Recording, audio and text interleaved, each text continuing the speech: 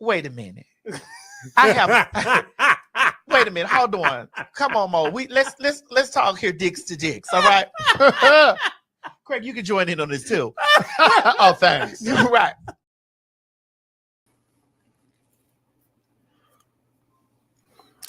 What's goody, y'all? What's goody? What's goody? What's goody? Bitch, I'm black.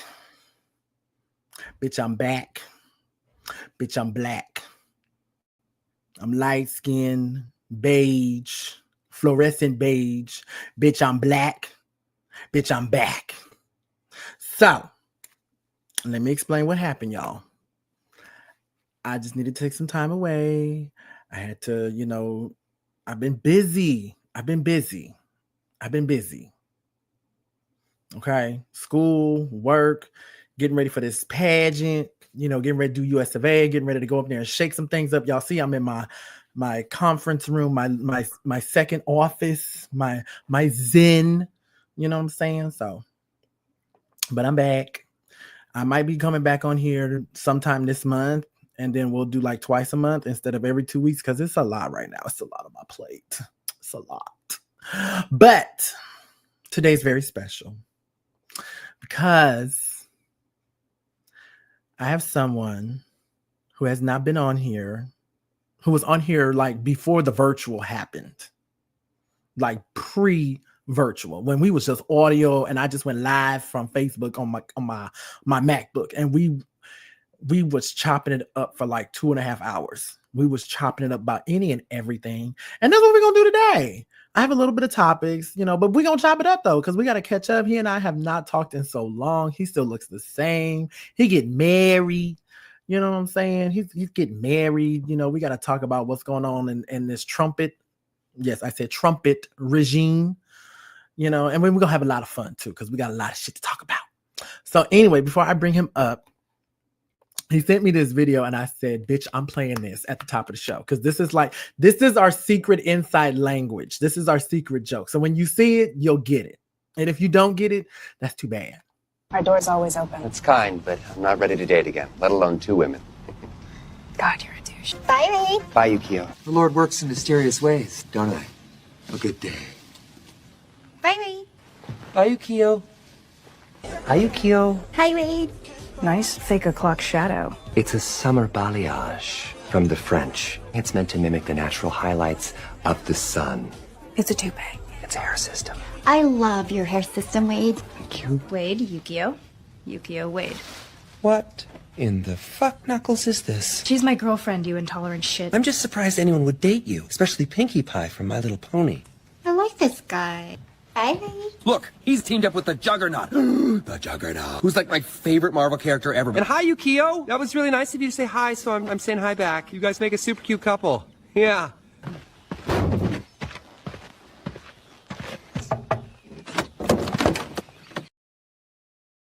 Wait a minute. I have. Wait a minute. Hold on. Come on, Mo. Let's talk here, dicks to dicks. All right. Craig, you can join in on this too. Oh, thanks. Right. So again, I have questions too. And here and now, we're gonna talk dicks to dicks, because I have questions about this. No. Oh my God, let me just bring his stupid ass up here. Jesus Christ, y'all. This is somebody who's like my rock, my ride or die. We started, well, he was there before I started at Amazon. Anyway, long story short, we been knowing each other almost 10 years. We worked at the same Amazon building. He was my PA. He's always been real cool, real chill. I've never seen this dude angry. I don't want to see him angry.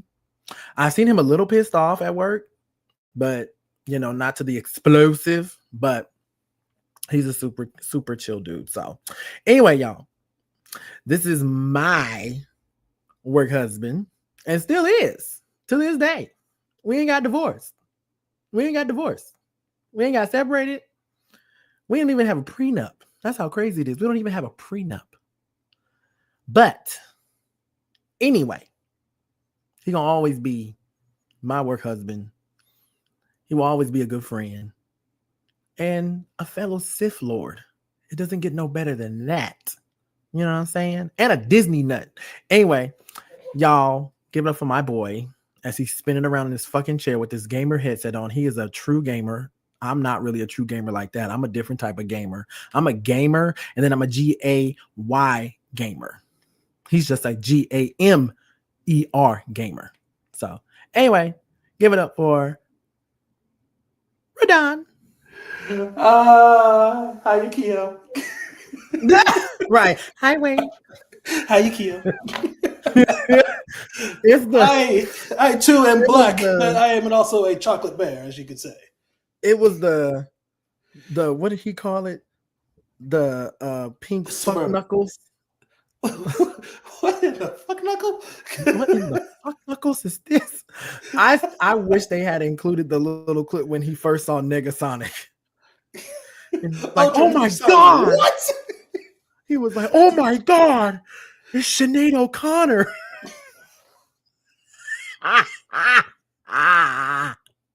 Switch names? That shit is hilarious. And then the whole hair system. The Summer Bacalo. I love your hair system unit. Oh shit, Yukio. Right. And it was the shoulders up talking about oh, thank you. So surprised anyone would date you. right. So it has been a long time. As you can see, the show has truly evolved. It has. Truly evolved. The first episode the first episode I ever did with you, we were sitting in your room and we were cramped up into like the screen right there, just trying to share space, and we were just chopping it up. Didn't care what. Oh my god. Oh my god. To be cramped up on that fucking camera. And we looked comfortable. We did, and we were comfortable, but we were just cramped together. Yeah. So it's like we couldn't really move our arms too much. I felt your warmth on my body. Right. I could not really I was like, my arms were just like this. I couldn't really move. I felt like fat bastard. Like, goddamn. I felt like your bouncer. I just sat there with my arms crossed the entire time, just looking at you. Right. You were just my security. Like, you good, boss? Like if You this right? was Hot All right. Ones. If this was Hot Ones, I would have been Taraji. You would have been the bodyguard that just fucked up them wings. All right, wing number 3. Here we go. I just watched that recently too, and I was like, she is funny as fuck when she's drunk because she was getting hammered.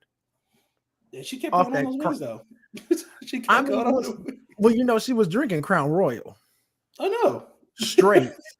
Oh my god. Yeah, she was drinking it straight. And I think by the third wing, when she started talking about Jill Scott's on Crown Royal, I said, oh, this bitch drunk. She drunk now. Anybody who drinks hard liquor and eat hot wings at the same time, honestly, is a true Sith Lord. Like, that's a Sith Lord right there. That's evil chronic nonsense right there. That's because later on your ass is gonna be on fire. Hey, look, if it comes out right, you could be flying. Like you could just take off from where you were at. And those level of hot sauces too. Oh, sweet Jesus Christ. And her bodyguard was just, he was fucking them up. I've had the bomb before, and that's not for the faint of heart. I had a dab of it. It's like a tiny drop of it. And that hurt every part of my body. So I'm going to Chicago in the summer. Well, in the fall, like Labor Day weekend type shit. And so my brother, I told him, I said, we should do that. We should do the hot sauce. He was like, okay. And I'm thinking about it now. I'm like, fuck, what did I just agree to? Shit. I'm like, God damn. I'm like, it's going to be hell. Because I like hot food to an extent. Fair. Okay. To an extent. Like, if I do Wingstop, I can my level is mango habanero. That's actually a pretty good one. That's actually that's pretty high up there.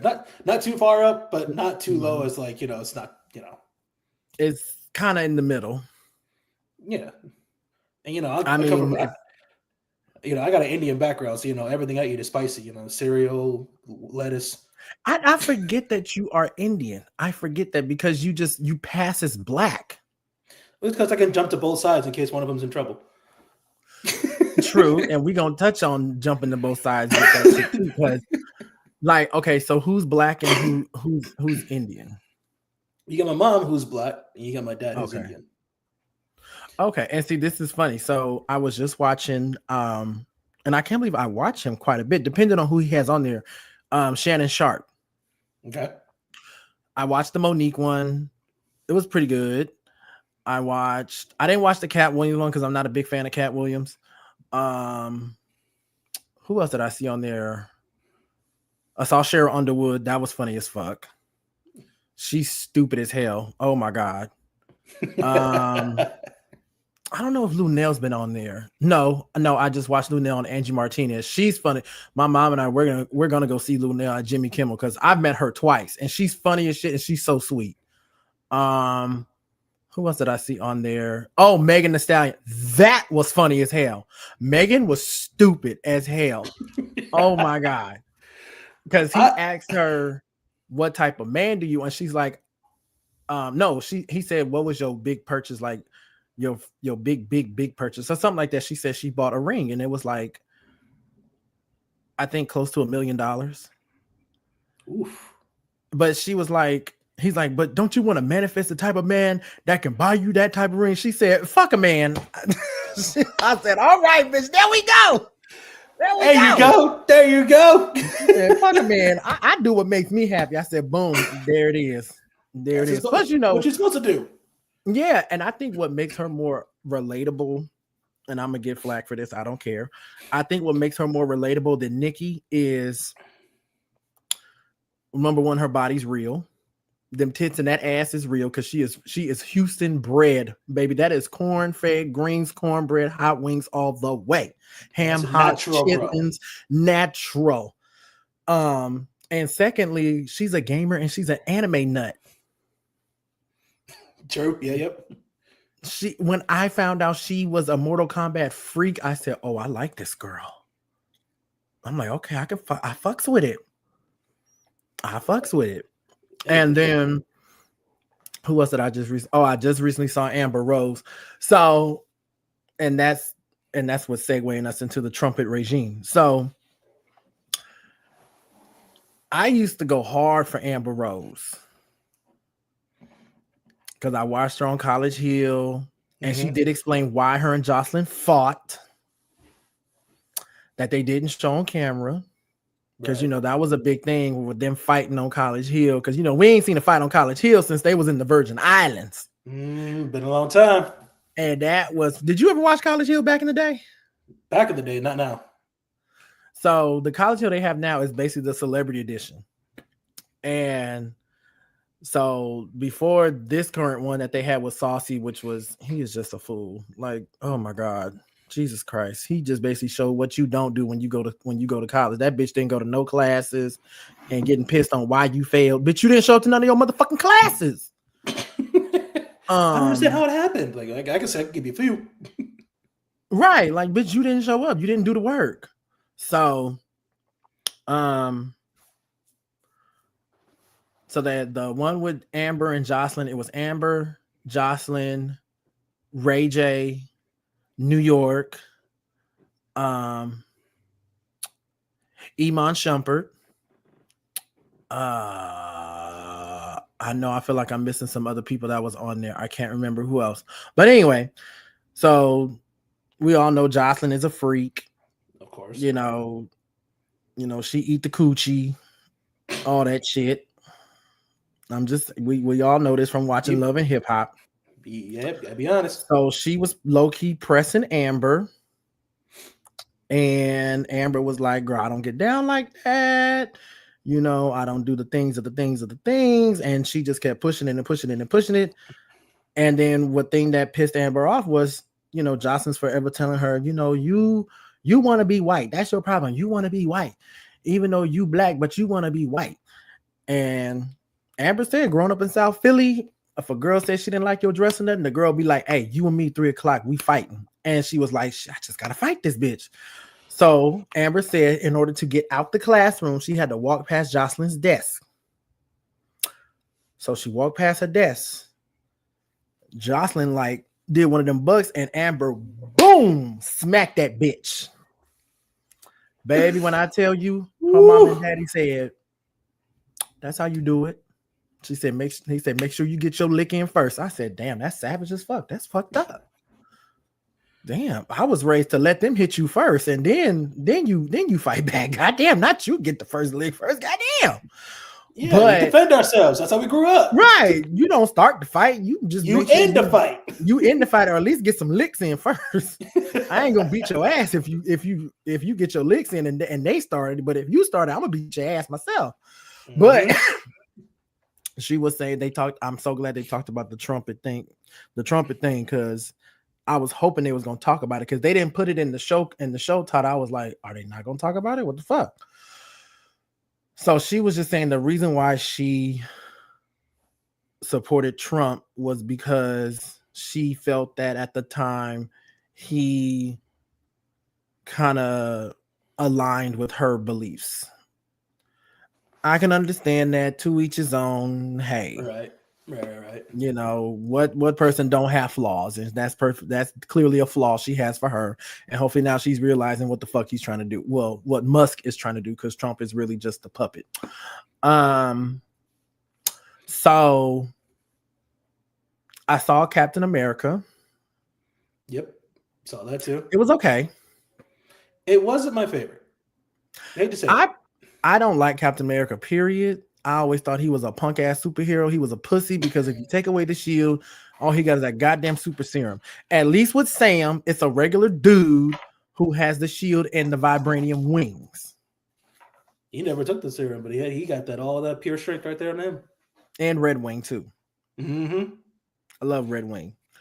But when you watch it, it kind of low-key mimics what's going on today. Oh yeah. Like the biggest thing that I saw was when we saw Harrison Ford's character, and I want to call him Mo Duke so bad because all you see is his brain. I really want to call him that so bad. Yeah, even though it's not, but I see what you're talking about.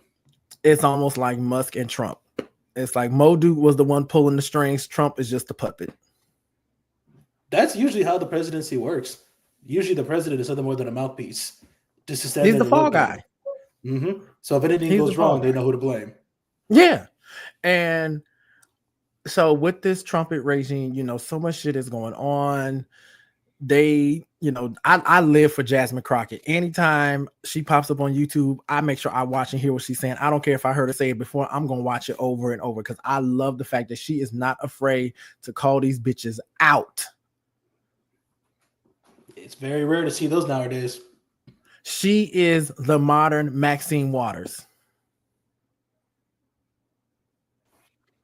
I think. Ooh. I think Jasmine and AOC, baby, that's the new Maxine and Nancy Pelosi right there. Okay. Straight up. And like Marjorie Taylor Greene, bitch, you done got your ass handed to you. Nancy Mace, you damn sure got your ass handed to you. Talking about, I am not a child. Bitch, she didn't say child. She said child. Chile. There's a difference. A big difference. And I didn't watch the State of the Union. I didn't want to watch it. I saw clips. All right. Hey, it's just me now. He'll be back soon. There he is. Here. I don't know what's up with my camera. Like, what the fuck? My camera is really tripping. It might be the Deluxe Sky office you got right there. I'm saying, I think I'm gonna have to we just gonna blur. We're gonna blur the background. We just gonna blur. So y'all bear with me. Y'all know this is It's not how I get down. Anyway, let me see. I can change my background. I gotta change this background because I don't like this background. But I love the fact that Jasmine is really speaking out. Yep. She is really speaking out. She is letting the people know, you know, she's doing all she can, but it's just, it has to be more than her. You know, it can't just be here. Like, just like I was saying, I didn't watch the State of the Union, but I did see the clip when Representative Congressman Al Green spoke up and they try to escort him out. Mm-hmm. But it's like, if you go against what Trump is saying, automatically he doesn't like it. Even the presidential election, the debate, baby, when they was fact checking his ass left and right, you could see the pissy ass look on his face. He was getting so upset. He didn't like it. And it's just like, oh my God, it's just annoying. It still happens to this day. Like if you look at any of the interviews or when he asks people questions, and they'll continue to check him and he'll shut it down or have them escorted out. Like I think the last one I saw was they were asking him about the Board of Education, and he tried to say something about, hey, the only way to, you know, we're bottom of the educational board, but yet we're top because we're still having the highest prices of education. He's like, no, we don't. They're like, yeah, we do. We have like the facts right here. But he's like, no, we don't. Next question. It's like, you didn't explain that. And it's even with the whole thing with President Zelensky, how they just pretty much bum rushed him. Oh yeah. And it was just like a titty. Vance was acting like a whole titty baby. A whole titty baby talking about, did you say thank you? Did you say thank you? Thank you for what, bitch? What's funny is that I don't know if you saw it, but with the Board of Education, the person they put in charge of the Board of Education is Linda McMahon, who is the husband of Vince McMahon, who created the World Wrestling Entertainment, who is also on does trial. Not have no educational background. No, and who's also on trial for what was it? Hush, like a lot of hush money and trafficking and stuff like that. RFK Jr., who was so anti-vax, who didn't want black people to get the vaccine, who basically telling people inject themselves with bleach. Who sounds like he is like a stroke away from dying. Like, and the cover up was, oh, they don't need the vaccine. I'm sorry, what? Are we not human too? Thank you. Exactly. Y'all forgive my background. This is my actual background, but y'all just gonna have to see it. I don't give a fuck at this point. So aside, I mean, there are a lot of big things that they're trying to do. You know, they're trying to dismantle Department of Education. They're trying to cut Social Security. They're trying to go after gay marriage. They're trying to they're basically trying to make this Jim Crow era yet again. They want to go back to 2000. Fuck that. They want to go back to the 1950s in the South. Oof, we're in trouble. Yeah, and the reason why I say that, because in Virginia they have Loving versus Virginia. That's what I want to ask you, because if they try to make that a national thing, and I'm not saying it will pass, but hypothetically, for argument's sake, how does that make you feel, knowing that if something like that could pass, where basically your marriage to your soon-to-be wife would be considered illegal? So, because let's look at the facts here. Yeah. They see you as black first. They will see you as black because they're going to go by, and I'm just being real, they're just going by the skin color. They're just going to say, oh, he's a black man. Yep. and then they see you trying to marry an Asian woman. Mm-hmm. So, and that's just like with me, they would see me. They would probably still see me as black before they see me as gay. Yeah, they are going to see you as black. First thing is always going to be you're black. Mm-hmm. So how would that affect you? You know, in a way, it would be to the point where there's got to be a backup plan, right? I mean, I'm not marrying somebody just for the fact of, whatever. I've known this person for 10 years. We've been together for 10 years, and we met each other's families. We've been in each other's hometowns. There's a lot of things in between, but people aren't going to see that, right? They're going to see me. They're going to see this woman I'm marrying, who is born in Canada, by the way. They're going to see all types of things wrong with it, but they can't break something. They can't break something where they can't find any legal repercussions to. The thing is that we don't voice. Back then, we didn't voice our rights. We didn't voice what we have and don't have and stuff like that. Will it affect us? It might. Will we let it affect us? Absolutely not.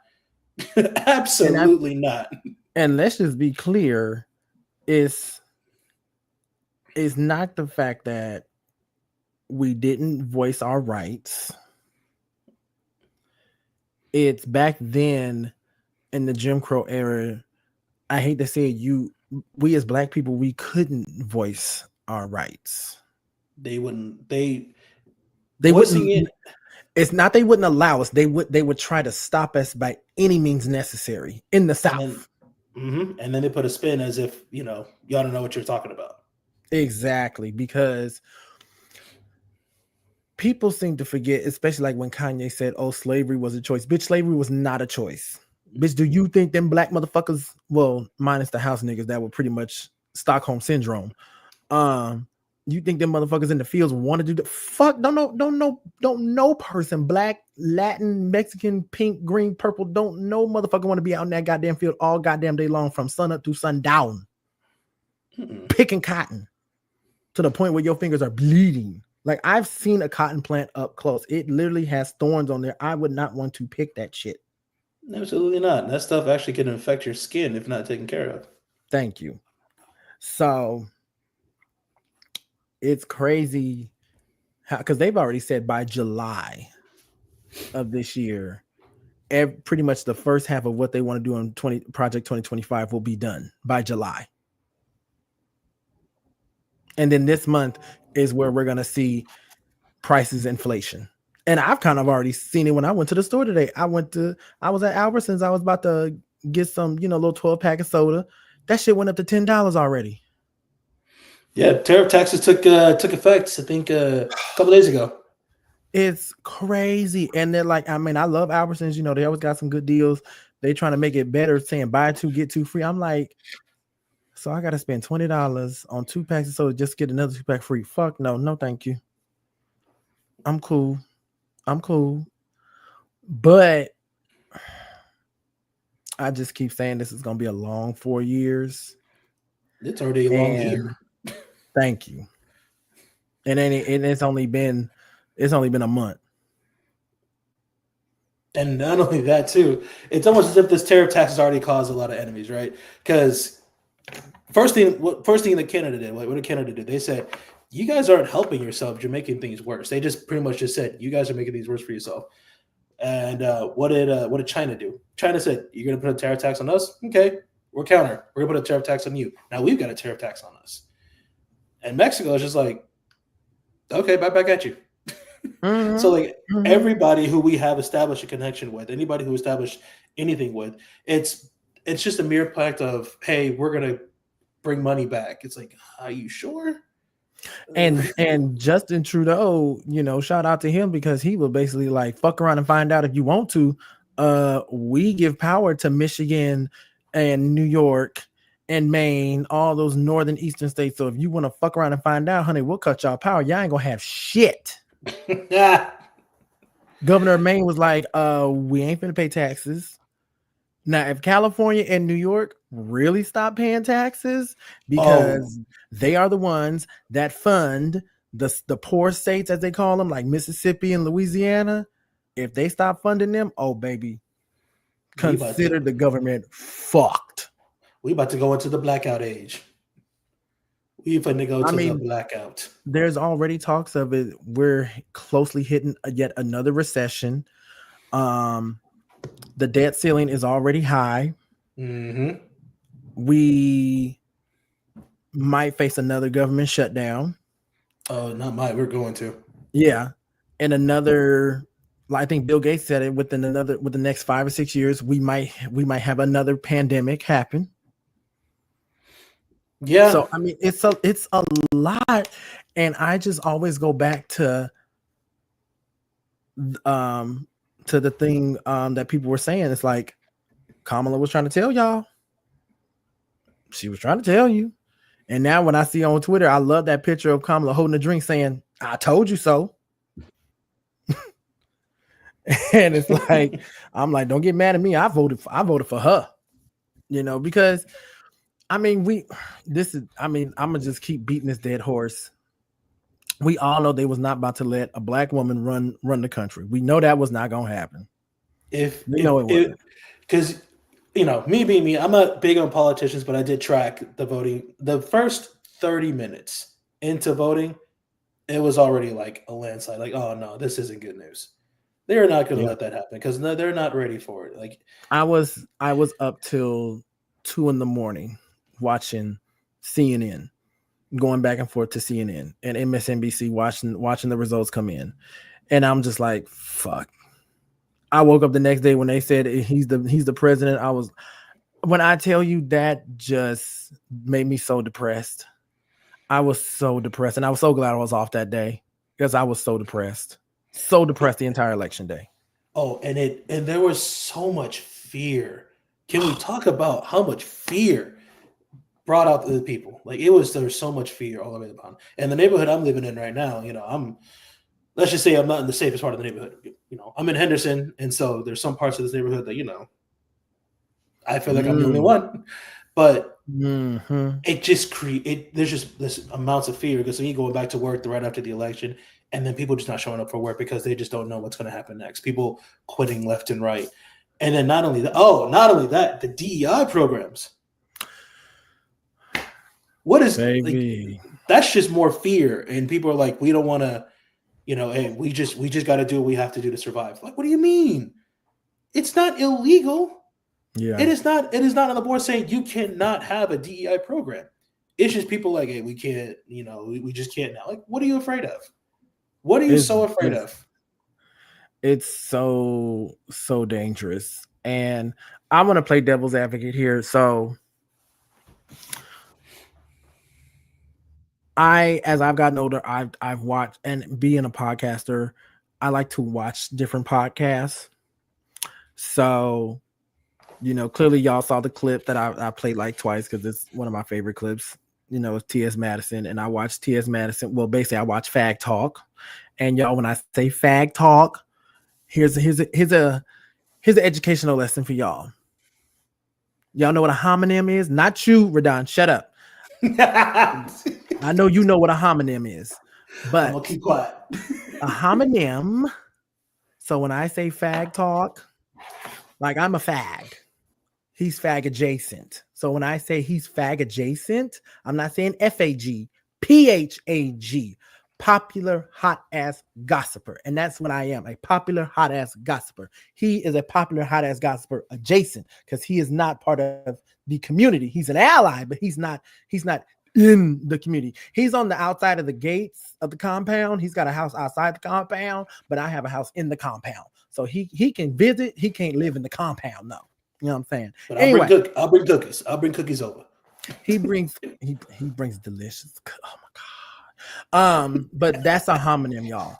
So I watch Fag Talk. I watch I've Had It, which is a very insightful and funny podcast.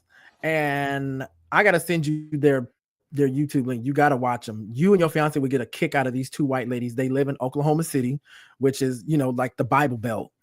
And they are two liberal white women. and they basically are supportive of everybody. They love everybody. They don't care if you're gay, straight, lesbian, trans, black, Latin. They don't care. They love everybody, and they're so sweet. And they basically air out their petty grievances of what pissed them off for during the week. But then they are very much involved in the politics. That's where I get a lot of my political news, because they have a separate podcast called iHip News, where they discuss, it's like 15 to 30 minutes, and they discuss, what's going on with the politics and the Trumpet regime and everything. And they go hard, and I enjoy watching them. They're so fucking funny. And they're against Stanley Cups, even though I like my Stanley Cups, but they're against Stanley Cups. But they're hilarious as hell. It's Jen and Pumps. Well, the other lady's name is Angie, but her nickname is Pumps.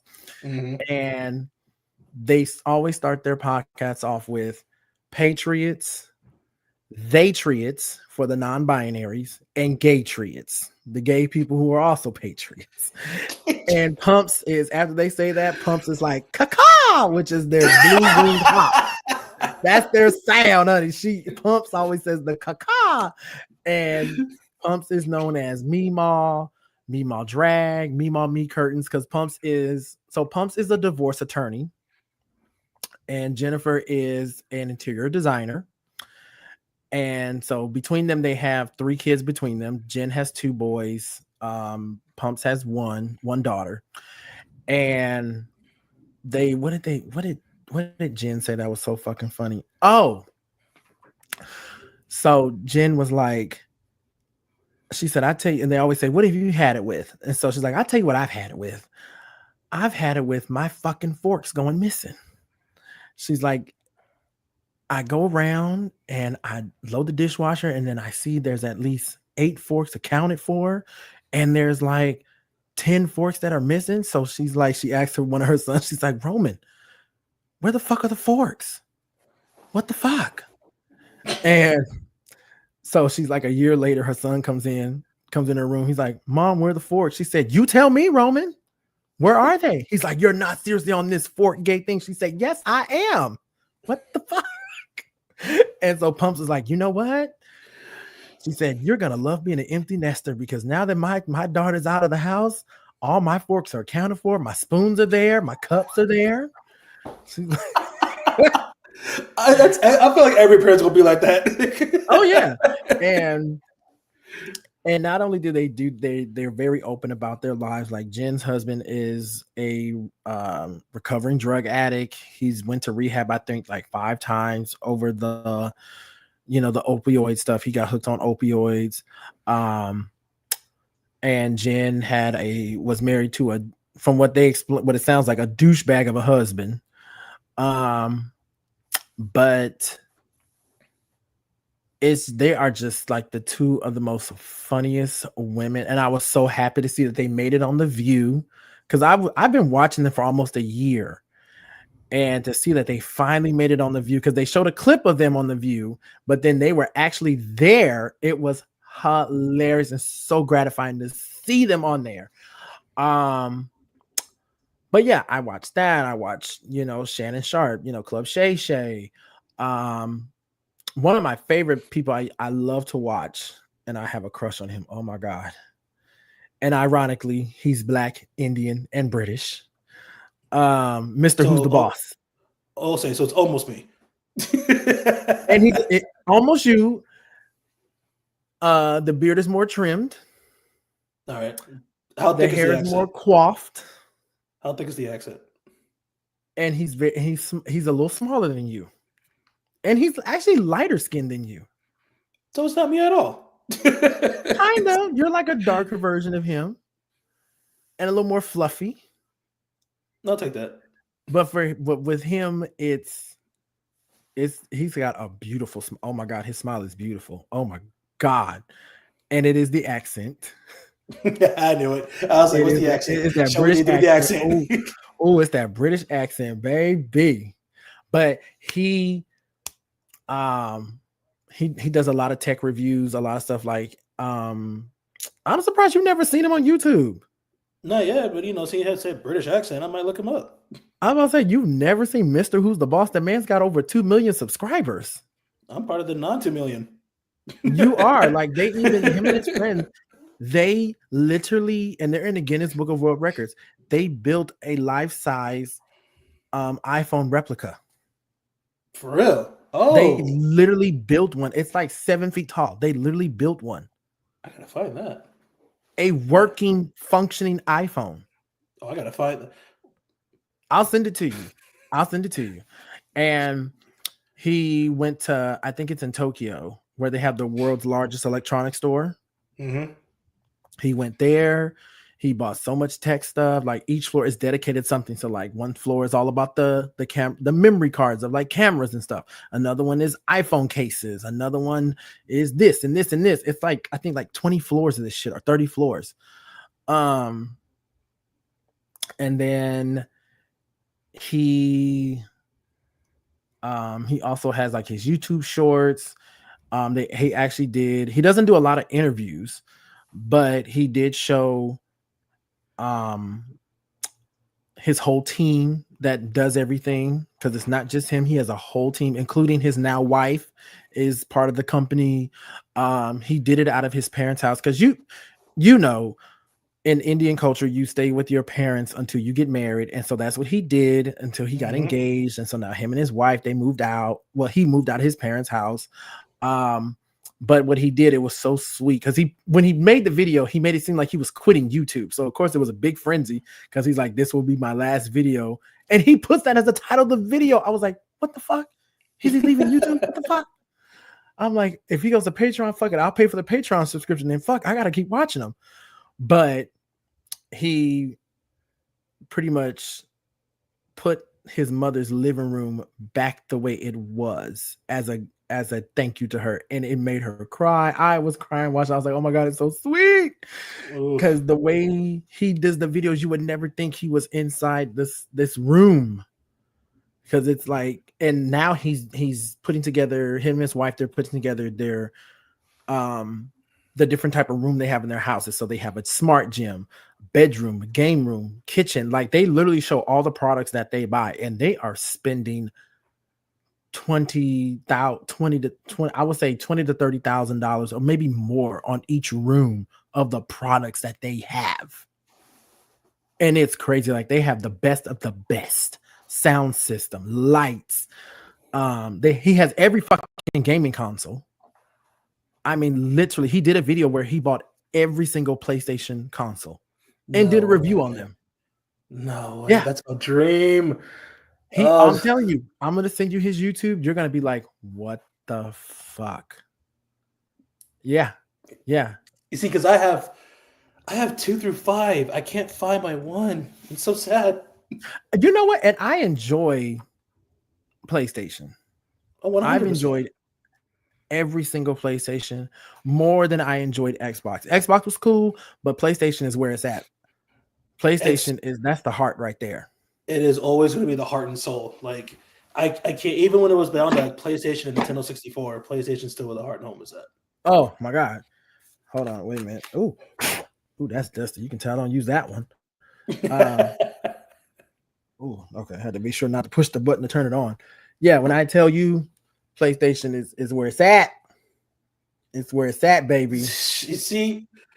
Now I got 3. I got a red one, a white one, and a black one. So I'm on the same page. I just turned on my PlayStation. Goddamn. I want I want the red one. Like the real red one, not that crimson red that looks pink. I want that red one. Oh, you want that? Because you know red is my favorite color. So I know that. I have a friend who has like this controller he has look like a chrome scale, like it looks like a dragon scale, but it's like a chrome one, and it looks so good. Instead of costing like $100 on it, oh my god, that's worth it, and it's so, oh my god, the color is so beautiful. Like, it's see y'all, this is what I mean. When we get together, we go on these tangents and we just be talking, and that's cool because we have not talked like this since he was on my podcast, and this is a beautiful reunion. Oh my god. This is all raw talk too. I gotta ask you a question though. Because I need someone's opinion on this because I gotta feel like I'm not going crazy. How do you feel about Beyonce winning Country of the Year?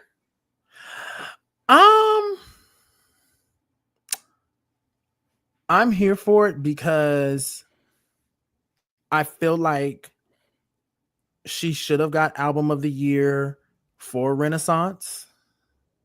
I prefer Renaissance more than Cowboy Carter because I'm not a big country fan. I like country music here and there. Like, two of my favorite country songs. One is what is this girl's name? Hold on, I gotta look up her name and I can tell you. Because the song is called "Miss Me More," and it's basically and country music really tells a story. So she's basically saying how she was with this guy, Kelsey Ballerini. Ironically, I heard the song on Drag Race. It's basically talking about how she was with this guy, and it seemed like he was kind of controlling. So now that she broke up with him, now she's getting back to where she was. Like she says, one of the lyrics is, I played all my records. I hid in the back of the closet, played them all, turned the volume up to 10. And then I played them all again. Wore the heels that you didn't like me wearing because you didn't want me being taller than you. Couldn't wear the lipstick that I wanted to wear. So it's like, yeah, you were basically in a controlling, toxic relationship. Yeah, absolutely. And then the other one is a classic country song. Reba McEntire, Fancy. Oh. Why does Reba always hit home to me? Baby, but this is the thing though with Fancy. I love the original version, and I love the Dave Audie remix. Oh my god, and I love the video for both because I love me some Reba as an actress. When I rewatched Reba for like the second time, I was always laughing my ass off. I did too. I said the same thing. I rewatched the whole season. I love Reba. Baby, when Leslie Jordan little stupid ass was on there. When I tell you the clip of him telling Brock about that Mustang, it got me like, I'm gonna tell you how many views I got just from that clip alone. Hold on, I'm gonna tell you right now. I'm looking on the TikTok right now. 6,000 views. Ooh, Van's my spirit animal. Baby, I hate Van is. You know what I liked about Van? He started off as a klutz, but then he grew up. He grew up. He really did. With the real estate company, he really grew up. But I mean, I love Leslie Jordan. Anytime I see Leslie Jordan, is always a hoot. God rest that little man. So he was so damn funny. Mm-hmm. I loved him on Reba when he was supposed to be straight, and Barbara Jean was like, "Come on, Terry, come on, let's go, Terry. I will shove you in my purse." I fell the fuck out when she said that.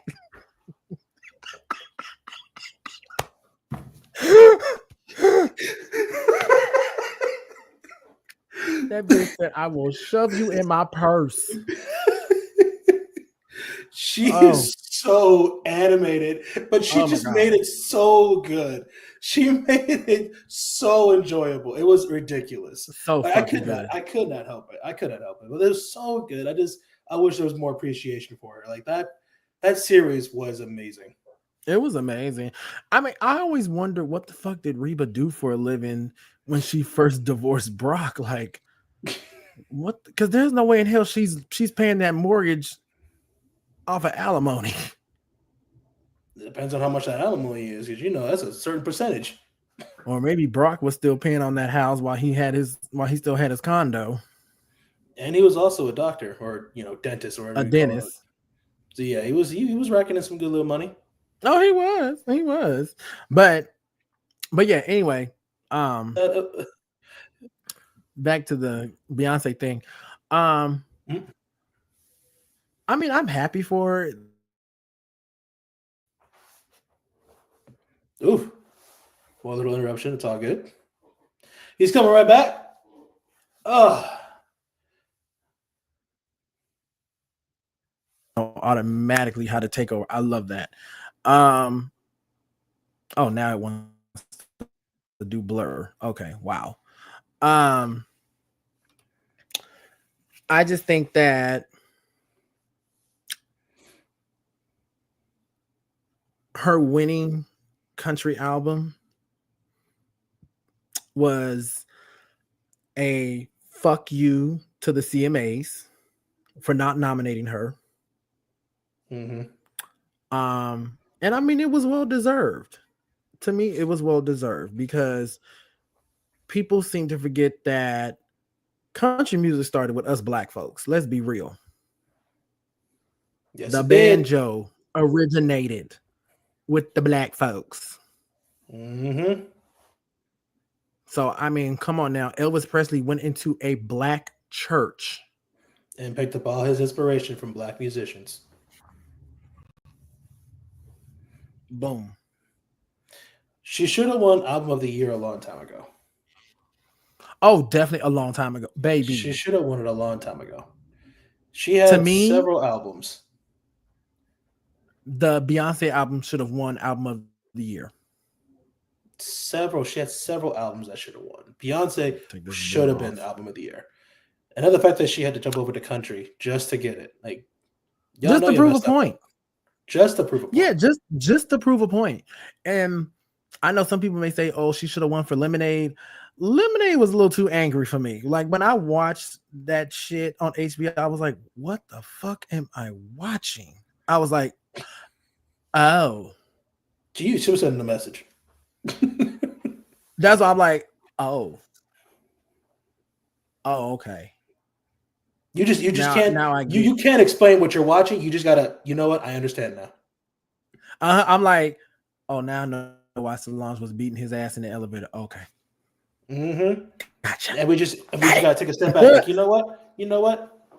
You're right. You don't explain how. You're right. That's it. Okay, I'm like, oh, there you go. So I'm gonna let y'all see my microphone. Let y'all see how good this sound is, baby. I'm jealous of that microphone. God, $40 I know. on Amazon. I wouldn't. Yeah. You wouldn't what? I'm just jealous of the fact that this is changing colors right now. I should have my lamp change. Oh yeah, it colors does too. that. Oh yeah, it does that. I'm gonna take it out the way.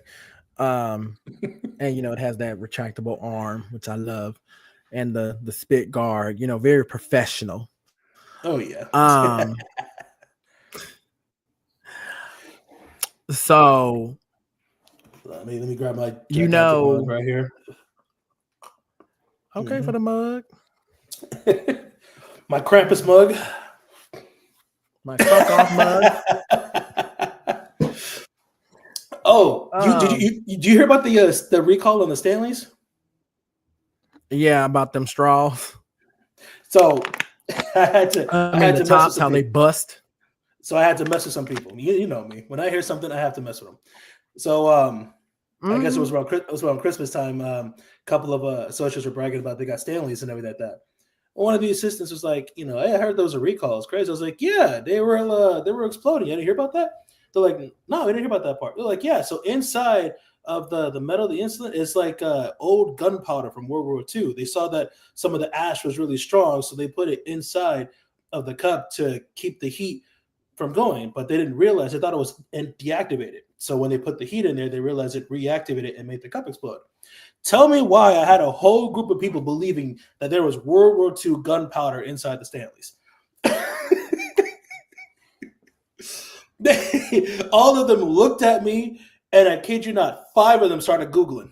I was like, please don't tell me y'all believe me. Where are they going to get World War II gunpowder? Come on now. Thank you. Thank you. Everybody was like, I thought that was real. I'm like, you really think World War II gunpowder is going to be inside of a Stanley Cup? Come on. For real, that oh my god. Now see, I'm gonna let y'all know right now, the cups that I get, they are not Stanley cups. They're just the same material as a Stanley cup, Like that fuck off cup I got from Spencer's. I have another cup from Spencer's, which is it bleeds red. I think you saw it, Radon. It looked like it's bleeding and it's bedazzled out from Spencer's. So saw the same cup. I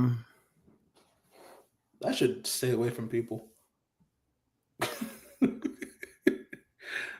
I told you about the time I went hiking. As I came back down, I scared a bunch of white people and told them I started this journey white and came down black. I wish I could have been there. I would have fell the fuck out. And I ran up to them in a panic. I was like, "Stay on the trail. Stay on the trail. I started this journey white, and look at me now. Stay on the trail." All of them looked at me so scared. See, and that's why I gotta play this again. Wait a minute. Wait a minute. Hold on. Come on, Mo. Let's talk here, dicks to dicks. All right. Craig, you can join in on this too. Oh, thanks. Right.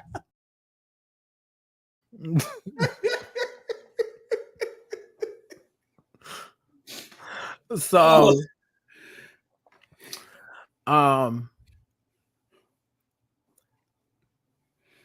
oh fuck. This is so much in my head right now. So many notes. It's like my mind is like a file cat, like an office scrambling around trying to get. It's like my mind is like Wall Street right now. How you see all those people scrambling, and yelling. The way I see your thought process is going is, remember in Bruce Almighty when he turned all the prayers into sticky notes and there's all over the place. That's how I see your brain. It's like all the sticky notes has different ideas of topics and outfits. That and so y'all didn't see. Like 10 minutes before I started the show, we were just talking. I don't know if you noticed on my TV, I had Charlie's Angels playing. And I haven't watched this movie in forever. And it's true when you watch something as an adult, it hits different. It resonates different. Sometimes it's funnier. You feel the emotions even more now. Because me being 36, I'm like, I remember when that movie came out in 2000, I was like, I think a teenager or a preteen when that movie came out. And I went to the movie. My dad took me to the movie because he had a huge crush on Lucy Liu. I, for one, loved Cameron Diaz, still love Cameron Diaz. And I love Drew Barrymore too. I think she's aging beautifully to be 50. She looks great. Oh my God. And just still kooky as ever. I love her. But that scene in Charlie's Angels where Lucy Liu's in the leather dress and she's walking down the hallway and we see an unknown Melissa McCarthy at the time, and she's the efficiency expert with that whip over there, just trying to give her baby. I was busting up laughing. Oh my God, that's how my mind kind of is there too. And they're like, she's like, who else has an idea like this man, Coke Man Machine? And they were just like, me. That's how my mind is right there, kind of too. So I think, well, first, okay, let me ask you, because I know you were in the thick of it when COVID hit. Were you still at Lost 6 when COVID hit? I went to, where was I? I went to Lost 7 when COVID hit. Lost 7. Okay. How was that when COVID hit? Explain to me, how was it when the announcement the next day? Because I was at Telus and I worked overnights. So me and my work brother, we watched YouTube TV. And so we saw the announcement in real time. So I know for y'all, how was it the next day when you guys heard the announcement? It didn't take at first, because when the announcement came, it was more of like, hey, we just got to keep cleaning. So it started as just continuing deep cleaning. Then it escalated. It got worse. So now it was like people are worried about their families and they're just not showing up to work. So they're like, you know what? Unlimited unpaid time if you need to go to your family. So that was a period of unlimited paid time off. So people could just leave and go check on their family. So they could leave or just not show up and they're not penalized for it. I think that was like one of the good things that we did for the associates. And then that was around the time that I got promoted and we started just seeing who was able to show up. But that was also like people couldn't show up. People weren't showing up. And we had to reduce a lot of our head counts, and we had to space people out. We had to put curtains up. We had to put walkways of where to go. Like, this is the entrance, this is the exit. And it became a lot more strict of like health safety. Like, you couldn't get close to anybody. You had to maintain 6 feet. You had to wear a mask. And as much as they wanted to put out, hey, we are here to support you, of course, there was rules that had to be followed behind that. Because again, with the building, the fact that our building was still open and we were still able to go in because we were distributors for manufacturers of goods, we still had to go in and out of the building. But it was optional at that point. And of course, if you were going, that was the new robotics building at the time. That was the brand new robotics building. Fuck. And of course, we had to push out as much as we could, but we couldn't hit our daily quota.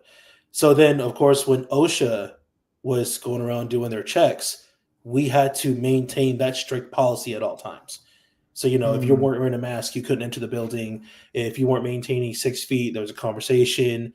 You can't sit next to people. They had to put dividers in the break room. So like you were sitting down and there was a divider all around you in the break room because they couldn't afford you to get close. And I remember when I came back to Lost One, they still had that long divider walkway to in the break room to the marketplace machines. People were still kind of doing this 6 feet thing. But again, when I came back to Lost One, the restrictions were kind of lifted a little bit. But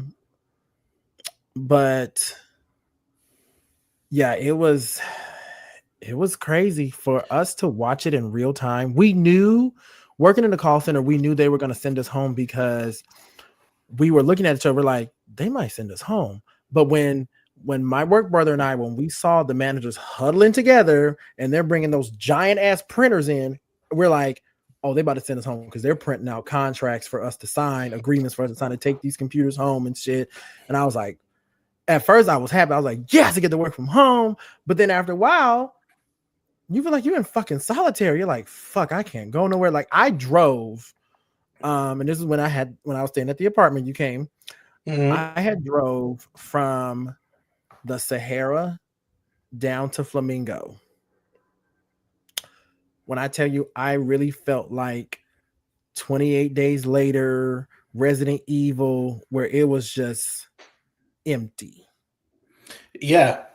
And it had to be one of the most eerie moments ever, especially when because where I was staying at, and then when I would go to the grocery store and you saw the shelves were empty, you saw that there was barely anything on there. People were stocking up as much as possible. There's a delay, so you probably won't get it for another 6 to 8 weeks. I'm like, this is what it means to be like in a state of panic. And so of course, when we did stuff like that, we had to, because me being a freshly promoted manager, and I don't know, remember who Aaron Bailey is. Just one of my work brothers right there. He and I were like, we had to be the ones that are level headed with a lot of people, so we had to show up. We had to give people that comfort, like, hey, we understand. Like, we had speaker boxes and we had our mask on. We had to wear gloves the entire time, and we couldn't get near anybody. So we had to ensure people, like, it's all right. We understand if there's nervous, if you need to leave or anything like that. So it's just trying to give that reassurance to people to let them know, like, if you have to, you have to. No one's gonna be mad at you. No one's gonna argue with that. And I think on the lines of what I even have to do, because like even my soon-to-be wife right now, she was teaching in LA and they had to shut down all the schools. So what she ended up doing is she came back. She stayed with me for several months, and she had to record all of her teachings. She had to record it and send it to the parents. And pretty much she just got to get a camera, record, write stuff down. And so it was one of those, like, yeah, you legit feel like you're in solitary. You couldn't come out unless there was a purpose, unless there was a reason, and being stuck in that house. And this was where I realized I hated working from home. So, me, I'm easily bored. I like to mix things up. I like to create some sort of chaotic nonsense because I like to have fun. But when you're stuck in the house and you have like no one there to create that nonsense with, it's like You really feel like you're in prison. yeah, and it's not that fun anymore. So like when the rumors of people saying like, oh, we're gonna have another pandemic, we're gonna be isolated again, like, you know what? At this point, let me get every shot known to mankind so I can walk outside. Yeah, because it's like if it does, God forbid, if it does happen, I feel like hopefully most of us are well more prepared and we'll know like, okay, we know how to navigate this now. You know what I'm saying? Hopefully it won't be worse, but hopefully it just doesn't happen. But like you said, your fiance, what is her name? Because you always say your fiance, my soon to be wife. You never told me her name. I did tell you her name. Her name was Courtney. I don't remember. I think because we don't, she doesn't come up in conversation a lot. I know I told you her last name because you were laughing at me about it. I don't even remember that. Her last name is Ho, H-O. Oh. Okay. Did you ask? Because you asked me if I was changing my last name to match hers. I'm like, I'm not a hoe. Damn. I remember you asked me that question. I'm like, I'm not a hoe. Damn. Not anymore. See, I always get your ass. I mean, you can get me too, but shit, it's like a tennis match with us. You know, you hit that ball, I'm gonna hit it right back. Shit, I'm gonna serve it right back to your ass. God damn it! And we're gonna keep going back and forth. Yep, love 40. I think, and I'm pretty sure Courtney can attest to that too. LA, it was worse for LA. Oh, way worse. It was worse because that's what when I was watching Amber Rose on Club Shay said. She said when the pandemic hit, she said it was so bad she feared for her kids because it was just like, you know, they didn't know what the fuck was going on. You know, you're walking out with a mask and everything, but it kind of goes back to, you know, Michael Jackson wearing a mask the whole time. He would go outside. It's like Michael was trying to tell y'all motherfuckers. I mean, even in parts of Asia, you know, they were wearing masks and shit. You know, they were wearing masks before the pandemic. Yeah, and it's just crazy. But because we got to talk off camera about some you know, some shit. I can't say well, I might as well some Amazon shit that we can't say on public, but because we know a lot of people, we just can't discuss it on camera. There's a social media department. We gotta be careful. Woo, Jesus. But what I can talk about. So, tell me, how did you feel? What was going through your mind? What was your reaction when I sent you that message saying that I'm back working at Amazon? Because I remember the message you first told me. You were like, they let you come back? Let me break it down. Let me break it down why I was so confused. Okay. So back in what year was it? Was it like 2018, 2019? We had this thing called the offer. Long story short, the offer was a buyout. Pretty much they're saying, how many peak seasons have you worked? We're going to give you an X amount of money for the peak seasons you work and your final check all into one giant check, and you are free to leave. However, the catch was you cannot work at any other. I mean, it connected to Amazon, couldn't work there anymore. They put that out there. And y'all know, baby girl here took it. Used that money, started this beautiful podcast. Amazing. But then when I got the notice, guess what? And I saw it, I'm back. I'm like, now hold on. I could say something like how? Or I could be like, welcome back. But nigga, how? I was like, wait a minute. And it's like that that video of Nene on the Housewives. She said, now say what now? I had to double take. I'm like, let me look this up real quick. No, there he is, full active and everything. So I'm like, now that you pulled up the work profile and everything in the system. Because I still got access to all that stuff. So I looked at it, I'm like, right. No, he's for real active. Wait a second. y'all just paid this nigga all this money just for him to come back. Just for me to come back. I'm like, come. Well, you know what? I'm not even mad about it because that lets me know, like, okay, we were desperate for people. We needed people, so they had to bring you right back. They're like, bring him back. Come on, we need him. We need him. And you came back, and I'm like, you know what? Okay. You work the system, beat the system. That let me know too. That's like, you know what? Amazon, as much as people talk about it, is always a place for like more than just, multiple chances. Like, we are always willing to bring people in. You'll get the benefits day one. You get what you need right off the bat. So when you came back, I said, okay, you're about to go somewhere better. I know it. But the thing is, the loophole that allowed me to come back was COVID. Oh yeah, because they cut it. They cut the buyout. Yeah. So literally the buyout ended, I guess I can say, because I left in 2018. You came back in 21, right? Yeah, I came back in 21, but I think they might have cut the buyout probably right when 2020, probably right when COVID happened. And there were people at our building that been there, Kim from, not our Kim, but the other Kim from receiving, returns. She'd been there 5+ years, so if she would have took the buyout, she would have got a nice little check.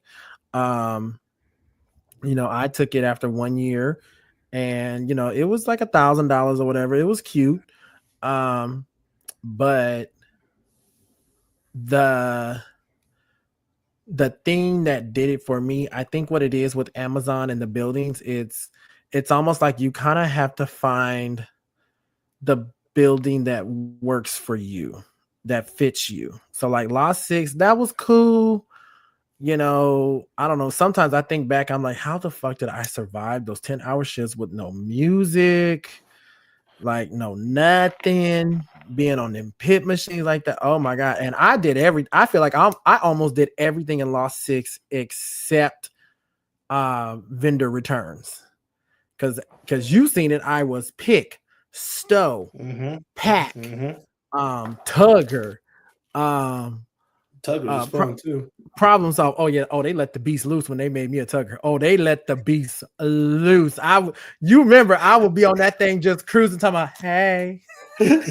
Over here twerking on the tugger, just yes, twerking on the tugger. I'd be in the aisles. Brittany and Adina, they would tell you I'd be on the aisle, and Lee, they would tell you I would jump on those arm rails and just start twerking in the aisles and shit. They'd be busting up laughing. Oh my God. I'm over here on my computer just looking at you like, I'm like, the hell am I typing? Because I used to always fuck with Bree. And I'd be like, husband. Bree was like, you better tell that fool to get off that tugger. I'm like, I don't even remember what I saw. What happened? And I remember this one particular day, because I miss, oh my God, Jess was such a cool fucking manager. Oh, I love Jess. Oh my God, I gotta hit her up. Oh my God, I love Jess. She was so sweet.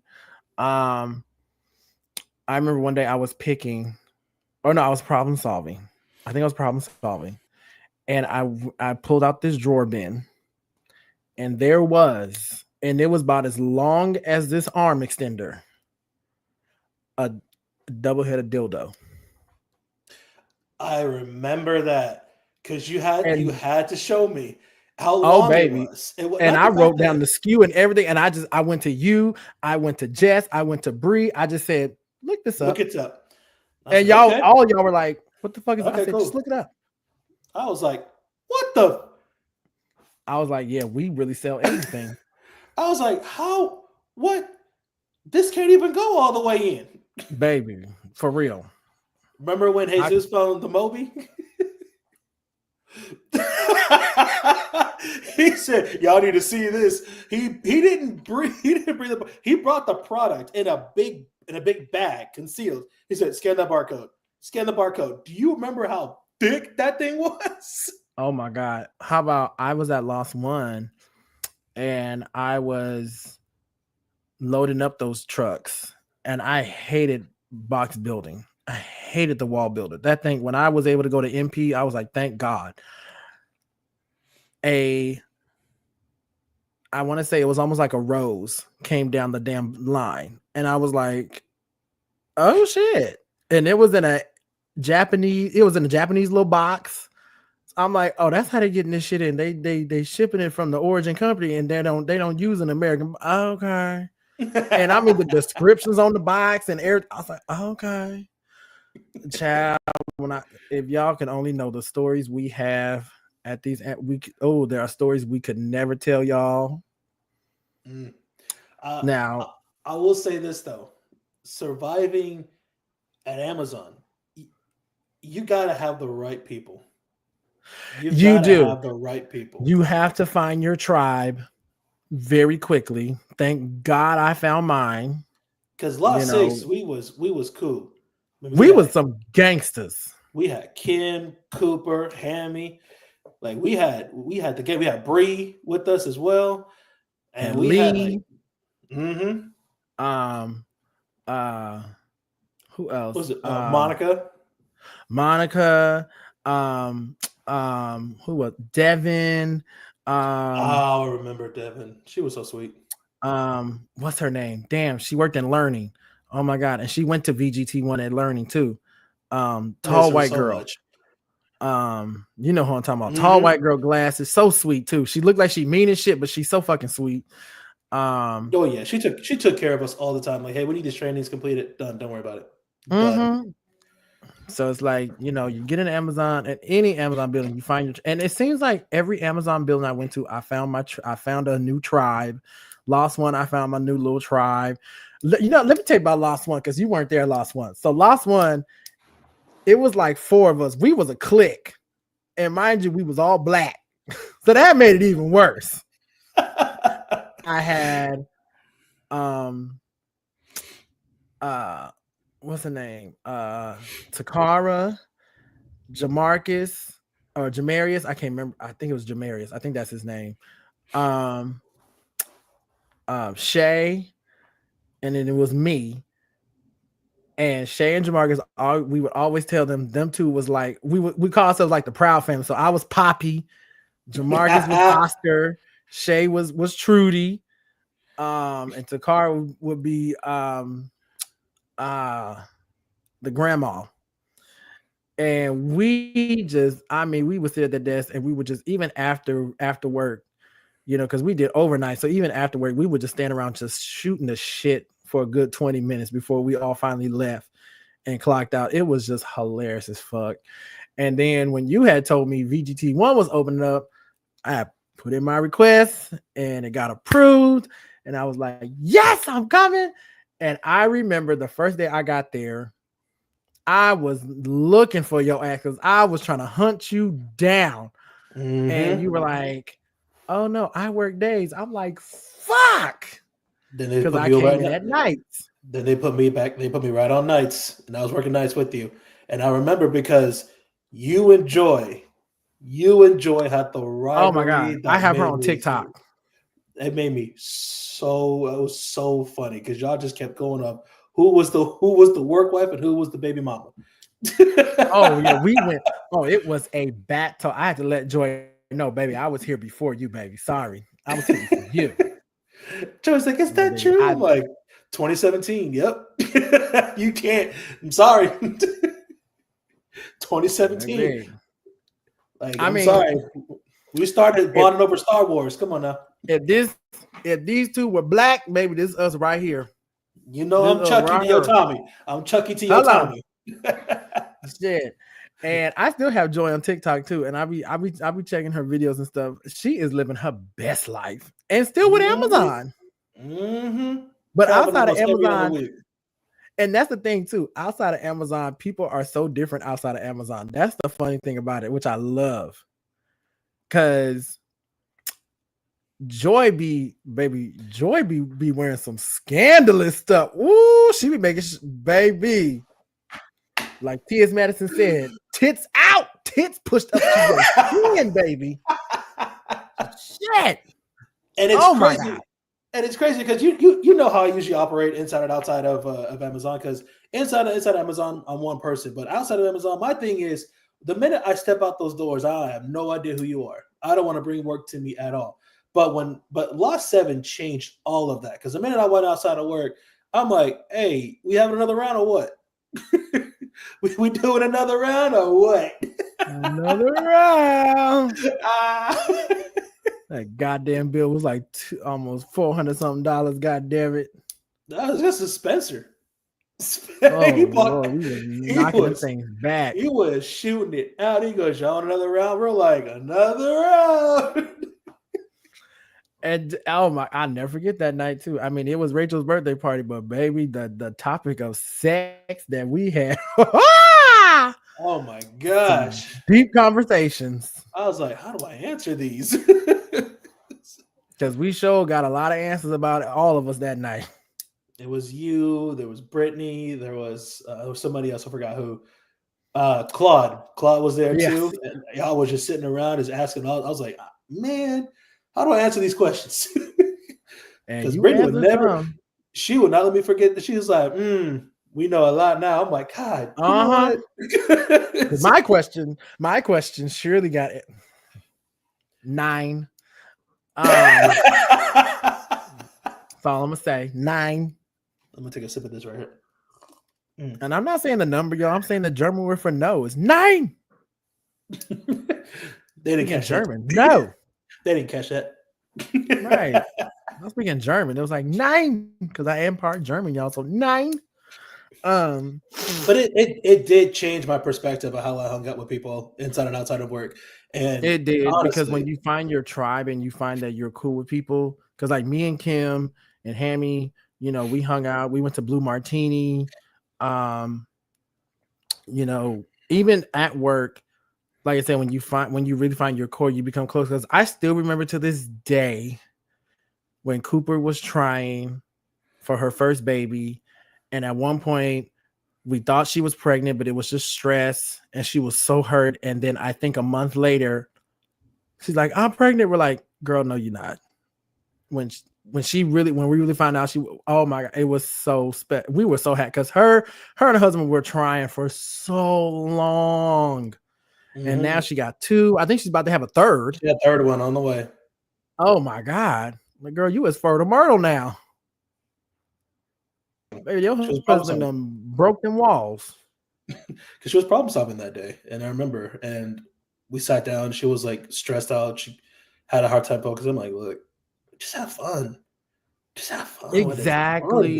Just have fun. That's the great thing about trying to get pregnant is just the fun and trying. Because when you stop thinking about it, stressing about it, that's when it happens. Now here's how stupid I was. She came up to me. She was like, "Guess what?" I said, "What?" She goes, "What was that one thing I was trying to do?" I'm like, "Be training PG." She goes, "No." I was like, "You wanted to transfer?" No, that one thing I said I was trying, but I couldn't do. I'm like, "Pack?" She was like, because she told us the same thing. She told me and Kim that same thing. Like, what's the one thing I was trying to do? We're like, get pregnant. And then she was like, yes. I'm like, we're like, but you pregnant? That was not my response. She was like, no, I'm pregnant. I'm like, oh, yeah. That's I was like trying to recalculate. I was like, was she trying? I don't remember she saying that. I was like, oh, Coop, yeah. Right. Oh my God. Oh my God. So, okay. So I was watching this Queen's Live the other day, and she was saying something. This is what I told you about Disney. Because I had commented, I was saying that I was so hurt that Cynthia did not win the Oscar. I feel like she was robbed. Oh, I was expecting Ariana not to get it because I'm like, girl, this is your first movie. You are not about to get.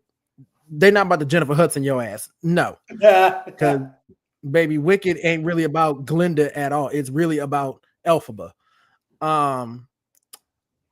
But to know that Honora won most of the, I was like, what the fuck? Over Wicked? Wicked did better than that fucking movie at the box. Wicked did Marvel numbers. Mm-hmm. Like the fuck? Come on. And shout out to Diamond. Diamond, I love you, Queen. Good morning, Fish. Good morning. She made a good point where when you look at Disney movies, Disney movies are musicals from top to bottom, but they are not marketed as musicals. And for Black people, we are not conditioned, and she made this point. We are not conditioned to appreciate the art of musicals, the art of theater, the culture of theater. Motherfuckers can recite the entire song of I just can't wait to be king or almost there. Bitch, you singing a fucking musical. Mm-hmm. You are singing a fucking musical. Damn near every Disney movie is damn near a musical. A lot of people will never see the songs that we're singing are musicals. They'll never see that. They'll just think they're just songs. Mhm. Like it's the art behind the song. The art behind the song. It's not just a song just to talk about a topic. It's the song that flows with the story. If It's people a don't see the secondary song, character. exactly. But people the score in oh my god, I don't remember what movie. I told her in the comments the score of itself is we were talking about The Color Purple. The Color Purple, the 1980s Color Purple is a musical. It may not seem like it, but when you really watch it and pay attention, it is a musical. Why? The score of the movie is a whole nother character. It helps tell the story. The musical score that Quincy Jones did makes it a musical. And the fact that these niggas and niggers, hard E, hard R, were so up in arms about the musical becoming a movie, and people are like, oh, it's a movie version of the musical. It's a musical. Bitch, you went to go see it live, so what the fuck is the difference? Me and my coworkers, we made sure we went to the movies to watch the musical version of the code. We couldn't wait, baby. I came dressed in my Purple Rain t-shirt to show my solidarity for purple. I was wearing purple. I was on my way to the movie theater. I was listening to Maybe God's Trying to Tell You Something. I was in that bitch. I mean, shit. But again, not every Disney movie is a musical, but a good chunk of the animated movies are musicals, from Snow White, which is the very first Disney animated feature, down to Moana. Mm-hmm. Moana is definitely a fucking music. People cannot tell me Moana is not a musical. Look at Dwayne Johnson singing "You're Welcome." It's like, all gonna be, but it will never be portrayed as a musical. So no one will ever see it as a musical. They're gonna look at if it's only a musical if it's been portrayed on Broadway. Exactly, true. And it's like Toy Story is a musical. Maybe not the first one, but definitely I feel like the second was more of a musical because of Jessie having her little song in there. That made it a musical to me. That's always a sad part to me. Ain't it though? Oh my God. That is a sad part. And then Fox and the Hound. Oh, when she gotta leave Todd in the woods. Oh. That sad ass song they gotta play. Oh Jesus! I remember every time I watched it as a kid, I would cry. No, because it's like when you really. One day I sat down and really read the lyrics as I'm listening to them. I was like, "Damn, this shit is sad as fuck." And when it came to Disney, the first tragic thing I saw was Mufasa, like sacrificing himself to save his son. I'm like, oh, thank God you said Mufasa. Bitch, I thought you was gonna say Bambi. I was like, oh God. We gonna skip that. We gonna skip that. I ain't never watched Bambi. I've never seen Bambi. You don't need to. I've never seen it. I don't want to. I don't want to. Like, I think the only one that I think is definitely not a musical. The one Disney movie that's not is Monsters Inc. I'm sure there are others, but yeah, you're right. Monsters Inc. is not a musical. There's quite a few that aren't musicals though, but majority of Disney movies are musicals. All 3 Aladdins are musicals. Lion King, of course, is a musical. Sleeping Beauty, the Aristocrats is definitely a musical. Hey, that's a song you can jump up to. Oliver and Company is definitely a musical because it's a cartoon version of Oliver Twist. But yeah, I think you're right. The crazy thing is with the downside of Disney is a lot of their movies are retelling of Grimm Brothers tales. So they're kind of give us the light side of it. But when you go back and do your research, like I have, and you learn there is a dark side to it, like Beauty and the Beast is very dark. And I mean, can we not? I don't know if we touched on this years ago. I feel like we did, but I'm going to touch on it. We're going to touch on it again. Beauty and the Beast, and this is I'm glad no one's really watching. I'm sure they're gonna go back and watch this when it's fully uploaded. Beauty and the Beast really talked about. Go ahead, say it. I'm on the edge of my seat. Come on with it. I want you to say it. Go ahead. What did they talk about? What did they explore? He can't even say it. He can't say it, and it's on the tip of his tongue. He can't say it. You want me to say it? Say a word. You want me to say how you?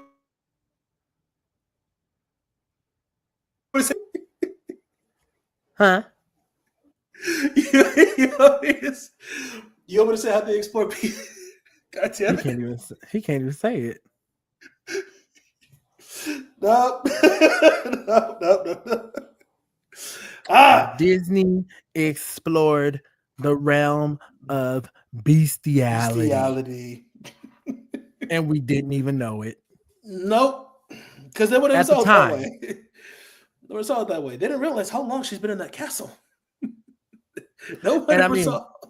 We didn't see it that way because all we saw was a person under a magic spell that turned them into a beast, not knowing that at some point, after that little cute song and dance of her in that gorgeous yellow dress, oh, they went to fucking.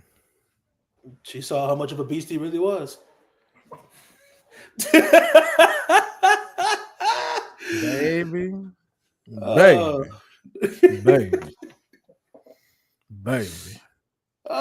my God. There are so many undertones in Disney movies, like Aladdin, for example. Jafar being a complete pervert, a complete faggot. And how maybe he was jealous of Jasmine and not Aladdin. That's true. Just saying. That's just saying. They didn't realize. And I mean, and people don't realize that Agrabah, the location of Agrabah, is in the Middle East, where where women don't have right to even speak, and let alone dress the way Jasmine did. They wouldn't have let her anywhere around. Showing her midriff, showing her cleavage. A sultan who's a child? No, they just did that for show. A sultan is a ruler. A ruler.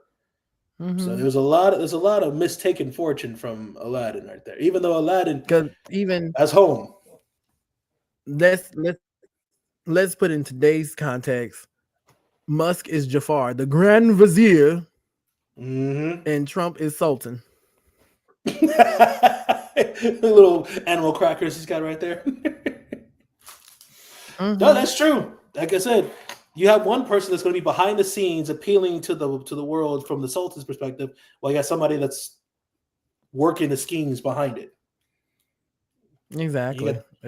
And, I mean, and Iago's the vice president. Stupid as fuck. We're not gonna put Iago like that because I do love Iago. Jesus Christ, because Iago redeemed himself in Return of Jafar. Yeah, he did. And the first one I'm talking about. God damn it. Oh yes, I love that moment where they showed Iago imitating Jafar. Talking about, I even know I'm not gonna blow it like that idiot. Talking about excellent Iago had his little tail stand up and shit like the. Talking about on the scale, he's talking about no, on the scale of 1 to 10, you are 11. I was like, Jesus Christ. Oh my God. So, like, even with with Lion King, people don't realize that. Oh God, I don't even want to say it, but oh God, I have to. Oh God, we already opened the box. I know, and I'm glad you kind of don't know where I'm going with this with the Lion King, but I think you're gonna get it as soon as I say it. So when you look at Lion King and you see Simba jumping over all the lionesses, trying to get to Mufasa, and you see Mufasa is the only male lion. I already saw it. And then you see Sarabi and Nala's mom. First of all, Mufasa, I need people to understand this. Even though Mufasa was like, everyone saw as like the father figure, Mufasa was a pimp. That nigga was a pimp. He had lionesses everywhere, first off. Second of all, they're all related. Thank you. They're all related. Thank you. Where did the other male lions go? Mufasa was like, this is my home, my kingdom. The only other male lion was Scar, and wasn't nobody fucking with Scar. Or Taka, as we could say. Ain't nobody want to tap Scar. Scar went to the Outlands to find some booty. And you know, I have Mufasa the movie on my place. I still haven't watched it yet. You know, I just be so busy. But we'll again, get to that. like you said, yeah, they're related. Nala and Simba are cousins. Or half brother and sister. Really, half brother and sister, to be honest. That's true. That's the way they operate. Hey, we're gonna ruin this for a lot of people, by the way. They're gonna see this. It is. Like, we're gonna ruin it. The this? Lion King, other than the Lion King being an animated version of Hamlet. Yep. Because in Hamlet's uncle tries to marry his sister. And kills his father. So his uncle tries to come in and tries to usurp him and make it seem like it was his fault and all that shit, just like Lion King. But the other side of Lion King is when you look at it and you really dissect it, they were very much into incest. Yep. You can't look when it's like you said.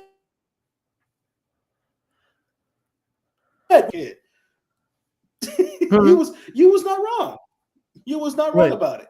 When I said what? When you said when we watch movies as an adult, we start to see things in a different perspective, and it's you do to put it together. So you really wrong do about that. And look, I'll bring it back around to make it happy too. Peter Pan, he ain't shit. Oh baby, Peter Pan was not the villain. Peter Pan was the villain. 100%. Peter Pan. Anybody who knows me knows that I hate Peter Pan with a passion.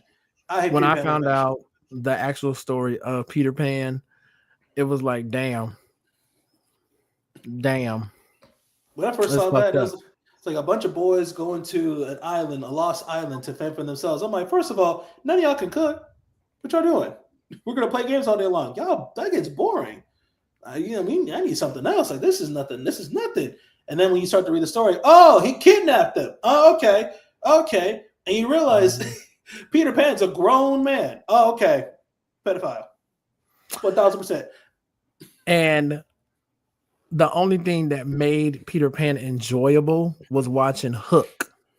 Because I ain't gonna lie, Hook, the best scene in the whole movie was when they had the food fight. Yep. Now. That was the best thing. Have you seen Once Upon a Time? I started watching it. I think a little bit on the first season, then I stopped. Get to Hook. When you get to Hook, that's the reason why I kept it going. That's the reason why I say, you know what, my money's on Hook all the time. Well, see, I just started rewatching for the second time. and I'm trying to get back into it because I'm slowly starting to fall out of it, but I need to get back into it because I do love it so much, and I love Viola Davis. How to Get Away with Murder. Oof. You've never seen How to Get Away with Murder? I need to watch that. My stupid stuff is rewatching like classics like Supernatural, Smallville, and My Wife and Kids because the black sitcoms baby. are coming on Netflix, so I'm watching those all over again. Oh, so I canceled my Netflix because I was not about to pay $23 a month. I refuse. Because I was already paying $30 for Disney Plus Hulu Max. That I can understand. I can get with that because I'm paying $10 each. $30. I get access to 3 apps. Let's go. But How to Get Away with Murder is on Hulu. It was on Netflix, and they took it off, so now it's on Hulu. When I tell you Viola Davis, and you ask any black person that has seen How to Get Away, they're gonna tell you are going to love that show because Cicely Tyson plays her mama. Ooh. And just as country as hell. So Viola Davis' character name is Annalise. She changed her name to Annalise because her actual name, her mama named her, is Anna Mae. So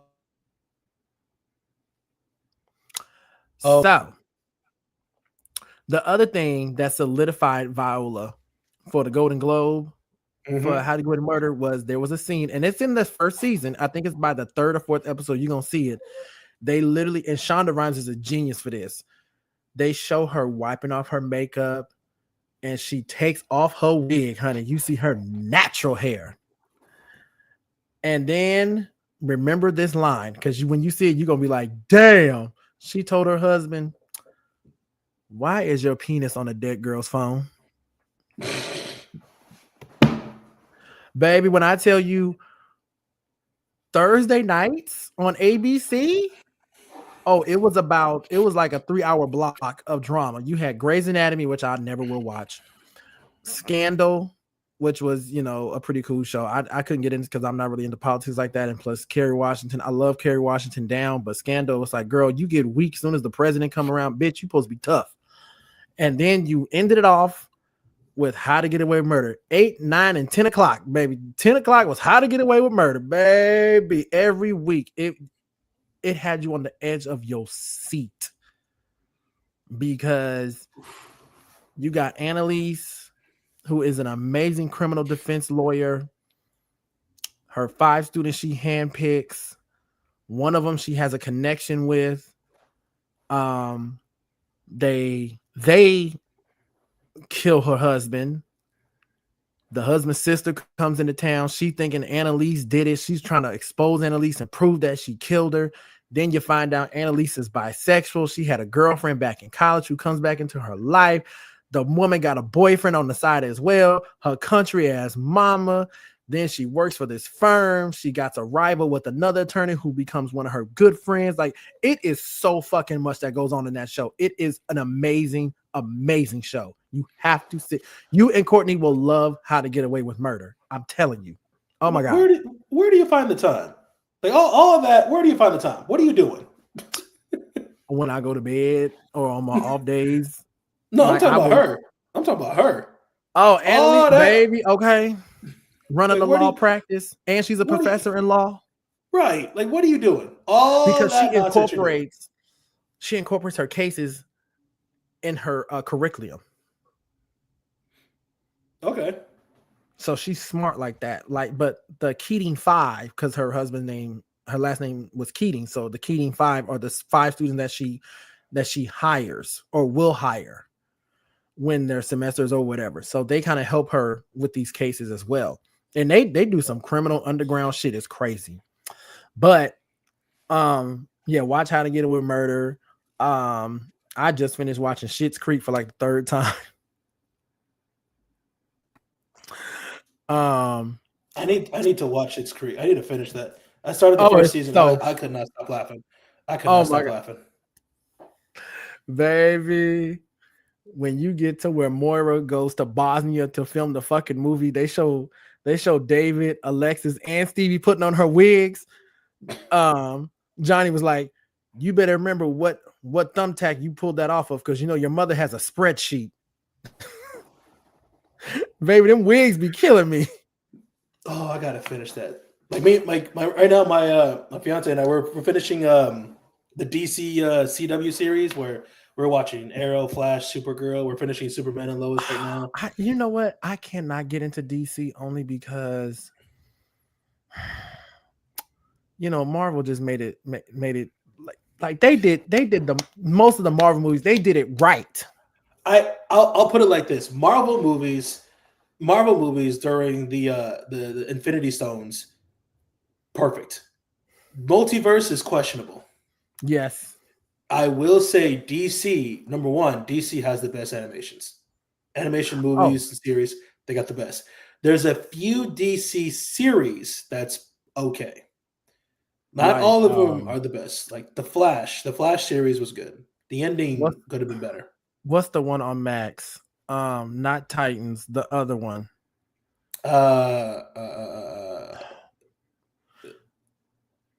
The one with Brandon Fraser is that robot.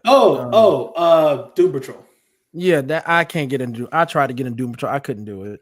I saw the first 3 episodes and I was done. First 3 episodes, I was done. Yeah, Doom Patrol wasn't good. I saw all of Titan and I saw the controversy where everybody didn't like Titan. They didn't like the fact that Starfire was black. But if you actually look at the comics, Starfire was never white. Starfire was a mixed breed. So a lot of people were mad because like Starfire was like so dark black. Like first of all, she played Starfire pretty normally. So I watched Justice League. Oh yeah, of course. The series or the movie? The 4-hour movie.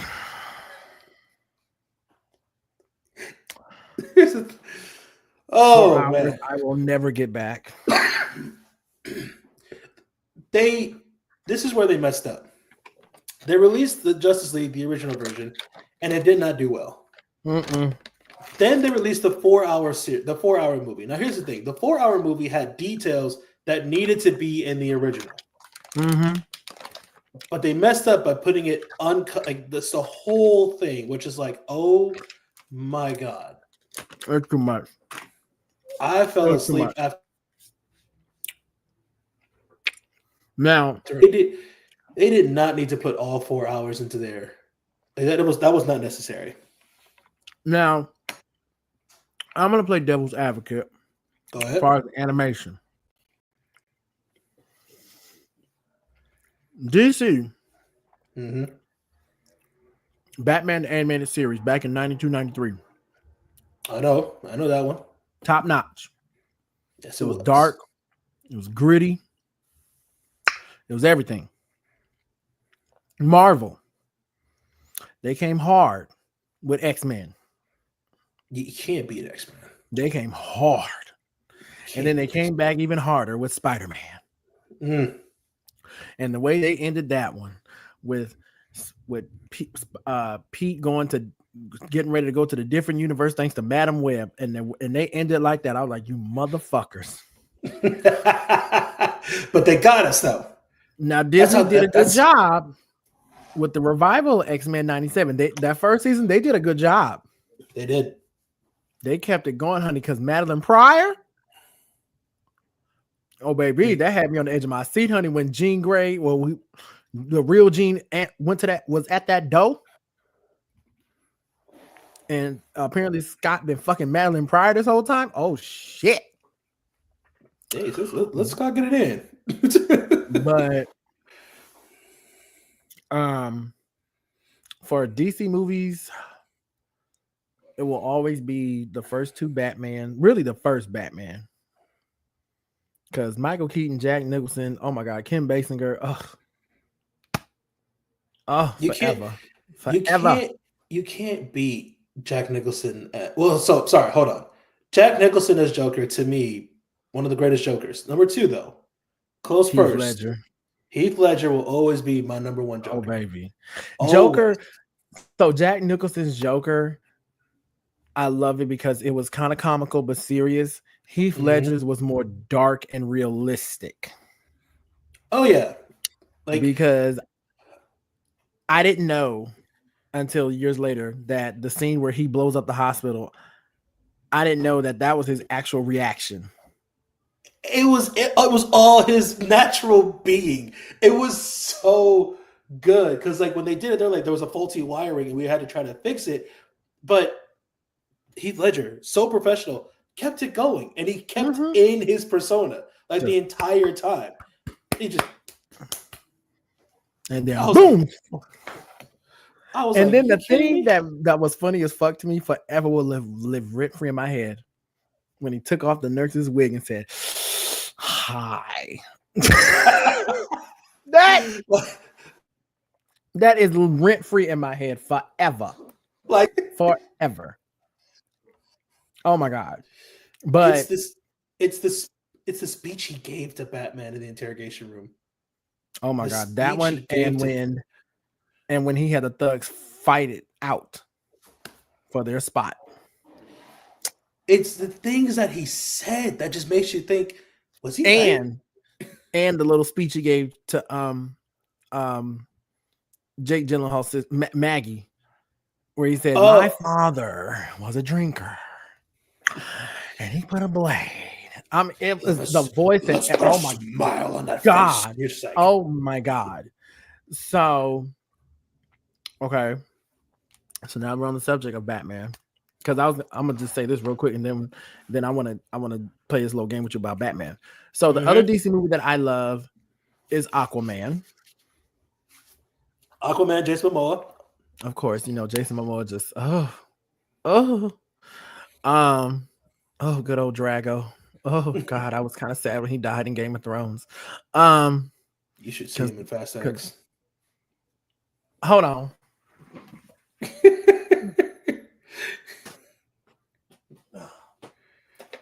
Bitch, you think I haven't? Oh my god! You think I haven't? Fucking gay flamboyant ass in Fast X, honey, that nail polish and shit. You think I haven't? He had an I Dream of Jeannie outfit on, racing Toretto. Baby, he was feeling himself, honey. He was feeling himself. So, Daddy was a bad man. Yes, I agree. But you killed my daddy, so now I have to do something about it. Baby, he made the movie so much better for me because Fast X, that had so much good action in that fucking movie from top to bottom. It was like had so much. That's so much good like humor, but it was so good to the fact that it threw off a lot of like what people thought was going to happen, what they thought it wasn't going to happen. Yes, like the same thing with Bad Boys 4. Like, oh my god, or is it Bad Boys 4? It is or Bad Boys 4. 3. The last one? Is it? How many Bad Boys is it? Fuck. There's 4. Okay, I believe there's a 5th one coming out.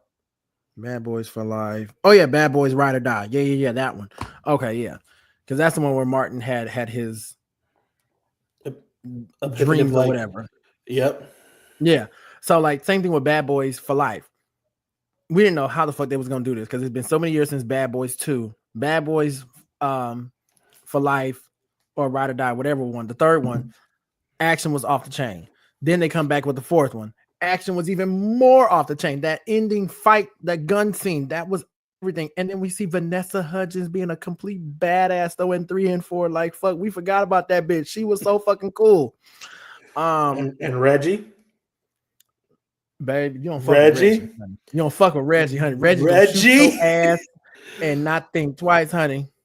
This is like, you know, Reggie, go ahead, cook your chicken. Go ahead, cook your chicken. Reggie, I was like, we gonna let Reggie cook the chicken, honey. He can come to the grill and cook that motherfucker. Because baby, the way he smoked their asses in that house and not a second thought. He did take down 10 men by himself. And didn't miss. And didn't miss not one shot. Didn't get hit, didn't get stabbed, was 100% clean. Like, go ahead, Reggie, go ahead, cook your chicken. Go ahead, Reggie, cook your chicken. Baby, when I tell you, when I play GTA Online, I need him to play with me because goddamn, we can definitely do these heists and these missions. Goddamn it! Oh my god! So really quick, y'all, for y'all who are watching on the Facebook and the YouTube, I thank you so much. I will be uploading this onto Anchor FM, so you guys will be able to listen to the podcast as well. Please like, comment, share, subscribe to the Velvet Road because it'll be probably like twice a month, maybe every month. I'm not sure yet. Share and subscribe. Right, had to plug that in, y'all. Okay, so Batman. Mm-hmm. One gotta go.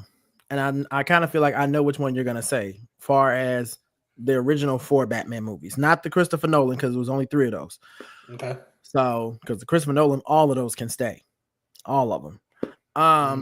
But the original ones, Batman, Batman Returns, Batman Forever, Batman and Robin, one gotta go. Which one you saying gotta go? Oh my god. You put me in a hard place here. Are we going for the classic, the sequel to the classic, the corny, or the homoerotic one? Because Batman and Robin was very homoerotic. Like, did we have to get a shot of the crotches and the asses? So you're telling me which one has to go? So I got to choose between Michael Keaton, Val Kilmer, George Clooney. Mm-hmm. Here's what kind of throws me off. I never thought George Clooney made a good Batman. That's my unpopular opinion. I never thought George Clooney made a good Batman. I only like his Batman because of Arnold Schwarzenegger. So many ice puns and Uma Thurman. First, gorgeous. Like, I never that entrance, honey. The music. I got the song. I have the song to that too. You never have thought like a nerdy scientist like that. Woo! But first of all, Arnold Schwarzenegger. How many ice puns did he made in one scene? And showing the Year Without Santa Claus with Snow Miser. Like I said, if you tell me which Batman out of the originals, I would have said George Clooney. Oh wait, let me speed it up.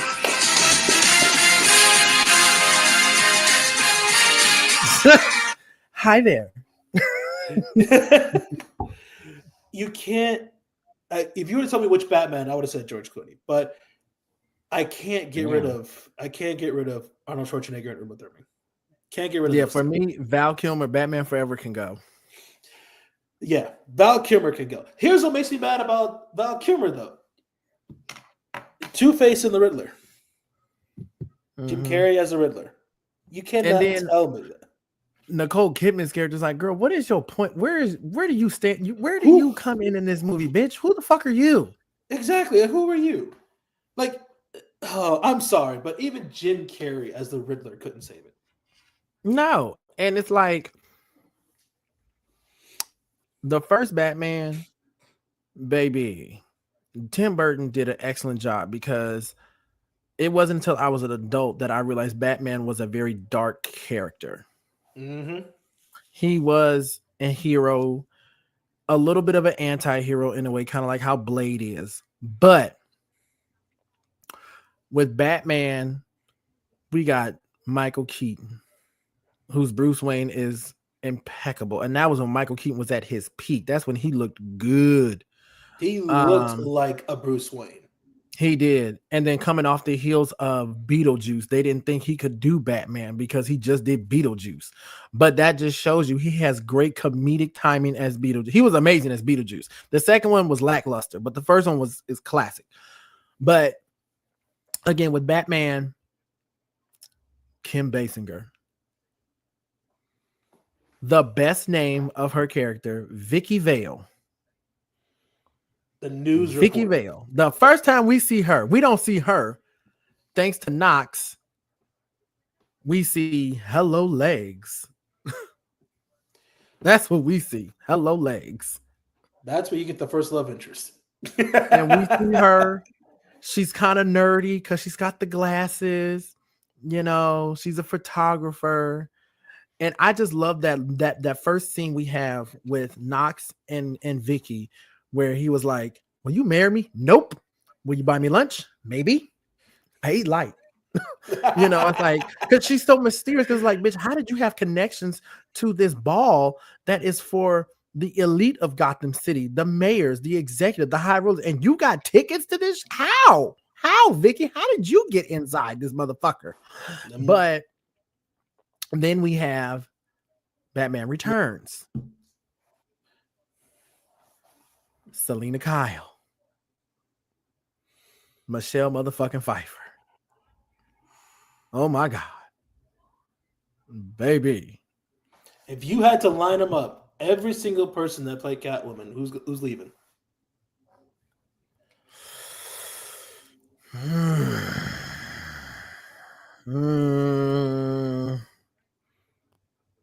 talking Zoe Kravitz, Halle Berry, Anne Hathaway, Michelle Pfeiffer.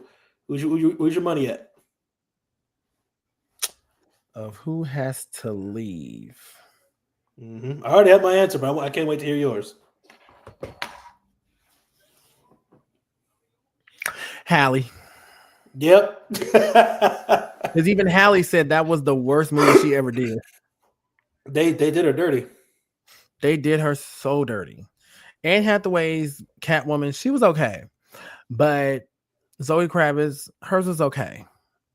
But it cannot live up to Michelle. The classic. And Eartha. And Julie. Julie, Eartha, and Michelle. It cannot live up to those three. Cannot. And I would have loved to have seen Billy D. Williams be Two-Face and Batman Forever. Because at first we had what the fuck was his character's name? Harvey. Harvey was black. And then y'all made him white in Batman Forever. What the fuck? I never even thought about Billy D as Two-Face, but that's good. It should have been. He should have been because he was already Harvey Dent. But you want to know what else, though? If you look at Billy D, no one can see Billy D as a villain. Billy D is too smooth. Just like you couldn't see Carl Weathers as a villain until you see him in The Mandalorian. That's also true. But then he started he started coming into his own when he became a villain. And sadly he passed. So okay. So two things I want to touch on. So I know you heard about, I don't know if you did hear about that big fat bitch who tried to sue Lyft because they wouldn't accommodate her because she couldn't fit into a little Mercedes C-Class. I heard about it. I don't know the details. I thought that was hilarious. I just kept moving. So Big Dank, because every time I hear her name, I just think of Madison. Because Madison says she saw some of her videos and this is all she seen to do. The bitch was so big in her videos. That's all. Like Madison would just straight do that, and it's just hilarious as fuck. So Dank went on the Breakfast Club, and I wanted to screenshot it and screen record it and put it in here, but she went on the Breakfast Club, and Breakfast Club was so shady. They never show their guests walking into the studio. We always see them. They're already sitting down. They're at the mic. They're ready to go. They show her fat ass walking into the studio, and she sits down in a chair, kind of like mine. And she's like, y'all don't have a bigger chair in this? Why did they pull a piece off their sectional and pull it over there so her ass could sit down? She talking about, oh, this is what I'm talking about. Y'all accommodating. You know, that just like the LGBT get accommodated, I should be accommodated. Bitch, we don't get accommodated for what? What we get accommodated for? Bitch, please. We get stared at like monkeys in a zoo. Bitch, you really think you get? Bitch, you think I'm gonna get accommodated walking in with this thing on my arm? I'm gonna get accommodated for real. I'm a whole dude with this nice, beautiful ass Louis Vuitton bag. Bitch, please. Oh, we gotta get you a sofa to sit on. Hold on a second. The fuck? So she sued Lyft. Mind you, the car she was trying to get into, talking about her. This bitch says she can fit into a Prius. Why Charlamagne messy ass said the front or the back? Oh my god. The car, and they showed the video. I remember Madison had the video. The car she was trying to get into, it was a Mercedes C-Class 350, and those things sit low to the ground. Her fat ass thought she can get in that motherfucker. Hell no. Madison even said it, because the one thing I love about Matt, she always tell people before she reads somebody, she will read herself. She said, I know my fat ass got to get an Uber XL. She said, I always get an XL, an SUV. Now, Madison is not as big as Dank. Dank is 409 pounds. Madison is not near close to that. Madison just has a huge ass. That's it. Madison just has a big old butt. But long story short, she lost the lawsuit. Of course she did. You have options, idiot. Sorry, that's mean. No, it's not. Fuck her. Fuck that fat bitch. Because now that fat bitch. No, that idiot fat bitch is now doing OnlyFans. Now I can't show the picture of her in the bikini because it is hard. Now I'm gonna find it. I'm gonna send it to your DMs because I want your natural reaction to this shit. Hold on. I can't understand the natural thought process of people. Like it can't. If people, I promise you, there are people out there that are trying to find a way to get a quick buck. They will find any reason to get a quick buck, to get a quick dollar. Like, you don't Lyft, it gives you options of size vehicles, and it tells you small and compact, SUV, truck, personal space. Like, there's different sections and styles, and it explains everything. Like, you can't.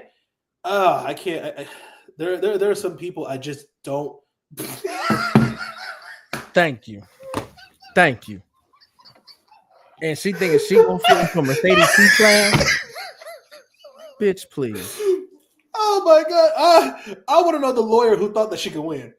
I need to see the lawyer who thought she could win. I need to see the lawyer who thought she could win. Like, you know what, mama? You got a case. No, you don't. You ain't got a case. Now, this next one, I'm going to play this video, and then, because this was posted by a friend of mine who's actually live streaming right now on his Patreon. I'm going to have to catch the after show, the third eye. On his shout out to Nico. Hey, Nico. Nico's Aesthetics. Love him. Nico. He posted this video. He posted this video of this dude on TikTok, on the TikTok, and just see what he has to say. And then we're gonna play Nico's response because Nico's response was funny as hell. So here we go. Was in Gap. Cam had bought some hoodies from Gap and returned some shit. Mind you, I was wearing this, like I'm sagging and shit, and my shirt little as hell. So like my cheeks be showing just a little bit, but who really looking? You know what I'm saying? So I was just looking around to see what they got and shit. And there was this dude who played for the other team, right? There was this dude who was, and I see him look at me, and I looked at him, and I was like, all right, cool. Like, whatever. I felt him like turn, like when I walked by him, I felt him like break his neck to look like out of my peripheral, like my radar just got them picked up on that. So I'm like, and then I'm sagging, mind you. So I'm like, all right. But I low-key got mad because why is you objectifying me like that? Like, I'm a whole ass, like, man. And you, feel me? So I was like, cool. You know, I was pissed about it. I'm not gonna lie, I was pissed. Because what the mean you looking at my ass? So I bust a U-turn. I don't avoid eye contact, but I feel like a girl that's getting catcalled by a man.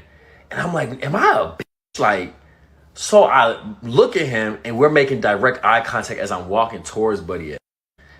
And he's just staring at me. I'm staring at him, and he ain't breaking eye contact. So I'm like, oh, is he...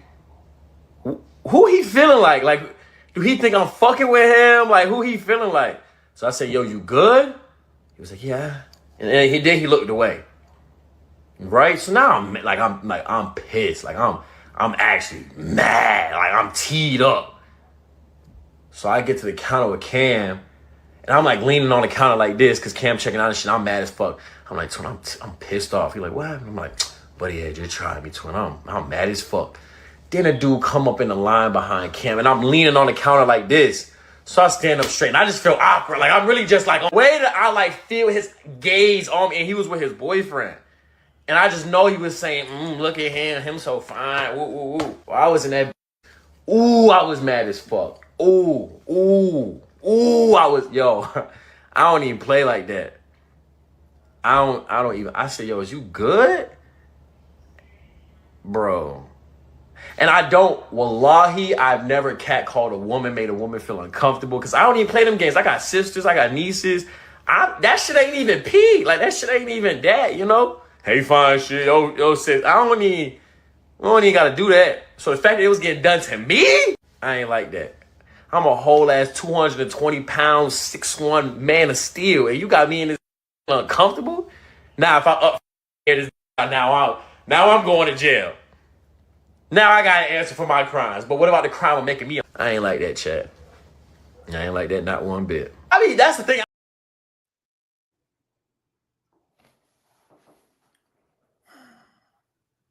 Okay. So, before I play Nico's response, Wait a minute. I have. Wait a minute. Hold on. Come on, Mo. Let's talk here, dicks to dicks. All right. Craig, you can join in on this too. Oh, thanks. Right. I saw that video coming. I knew it was coming too. oh yeah, let's talk dicks. Come on, husband. Let's talk dicks to dicks. Let's talk about it. So this is Nico's, and I love Nico's response. Nico went in on that ass, and then I want to hear your thoughts. First and foremost, sagging, if you did not know, originated in prison as a sign that you were open for business. Same thing with the handkerchief in the back of your pants. So the fact that popular hip hop culture has normalized sagging on a mainstream, and now straight men are upset because a gay man might look at their booty butt cheeks because they have them out. What did you expect the outcome to be? What did you expect the outcome to be? And what really made me mad is because throughout this conversation, he's consistently victimizing himself and insinuating that just the glance of another man looking at him and then making eye contact and not breaking away like a scared little boy is the same as catcalling. He referred to a man not saying a singular word to him, but simply looking at him as catcalling. And yes, we can call it what it is. It's internalized homophobia, but I want to have this conversation to not put the moniker of, oh, every homophobic person has to be secretly gay, because that's what a lot of gay people think. And personally, I'm not one of those people that thinks everybody that has a bit of homophobia in them is gay. It's simply, first and foremost, the times that you were raised in, the cultures that you were raised in, the nation you were raised in, because homophobia is alive and well in different countries or across the world. I mean, even in the US, if we're going to be real about it. So I'm not going to immediately jump to, oh, you just felt insecure in yourself as a straight man and you secretly want to be gay. Because when I went through the comments, I was reading the comments and it was mostly people going, oh, this is a sign. Oh, I'm going to come back to this in a year. Oh, this is clearly telling on yourself, blah, blah, blah, blah, blah. But what really stuck out to me was that he kept equivalating it to what women go through. He said, oh, I can't imagine being a woman.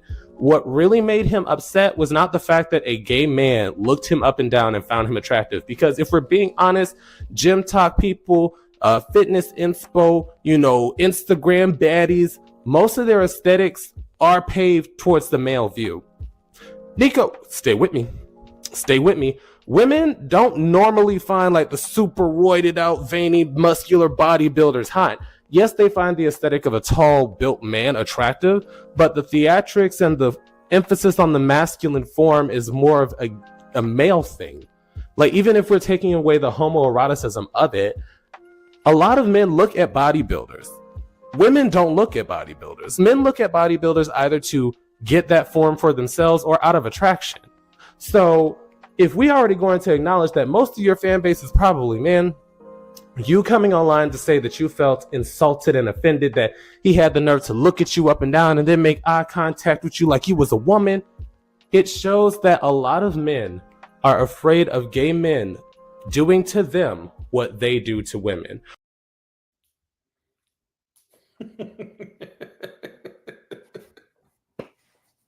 Did he lie? There was no lie. That's 100% true. It's true. A lot of women do not go for the gym rats, the muscular type motherfuckers. Most women, they want people like me. Mm-hmm. And like, I'll show you. I'm not a fit dude right here. I'm like a nice, giant, fluffy teddy bear. And you are like a motherfucking defensive lineman. Yeah. And like a lot of people, and I'm not going to say just women, I'm going to say a lot of people in general. A lot of people like to have a partner who makes them feel safe and secure. It doesn't have to be buffed out, roided out, gym 24/7. It's just somebody who is living healthy. Like if you can live healthy and you can last a while, that's what people are most attracted to. Honestly, and this is before I got engaged and everything. A lot of people looked at me as somebody that can keep them safe and secure. You know, especially after I started my job with Amazon, a lot of people looked at me as somebody that can keep them safe and secure. So, yeah, no, he's right. A lot of women don't go for, even my fiance's even said, all that roided out muscle, the six pack abs. She finds that gross. And I've actually talked to a lot of women who also say the same thing. Because they it's know nice to after look at. a while, a certain age, that is going to when a man is very muscular in the chest and everything, if he does not maintain it, that shit's gonna sag like some saggy titties. You know, because I see like Michael Jai White, you know, who I love Michael Jai White. He will always be Spawn to me. Forever will be Spawn. You know, looks amazing to be in his 50s. Looks amazing. You know, Wesley has maintained quite well. You know, from what we've seen in Deadpool, you can tell he definitely has some Botox and maybe a little face stretch, but he maintains it well. You know, and like Nico, mind you, Nico is 6'1", 6'2". Nico used to be thicky thick. He used to be thick, and he stays in the gym. So now he's starting to get his abs. You know, he's shredding. His muscle definition has really changed. You know, and it's like, oh boy, talking about, first off, you told yourself you sagging your pants. Okay, so you got the cakes on display then, baby. You didn't put them on display. Yeah, I think people forgot that sagging your pants displayed in prison as if you're open for business. So if you're walking in the store with your pants sagging and another man sees it, you can't be mad at them for that. You're putting it all out there. And plus you showing which underwear you got on too. Yeah, so you're literally putting it on display. So if somebody peeks and looks, you can't help it. Like, who do you expect is going to look? Because honestly, ask any woman. It doesn't matter who. Ask any woman if they find that attractive. And it's like any person in general, man or woman, our natural instinct is look. They're gonna you're gonna look and it's gonna be like, oh my God.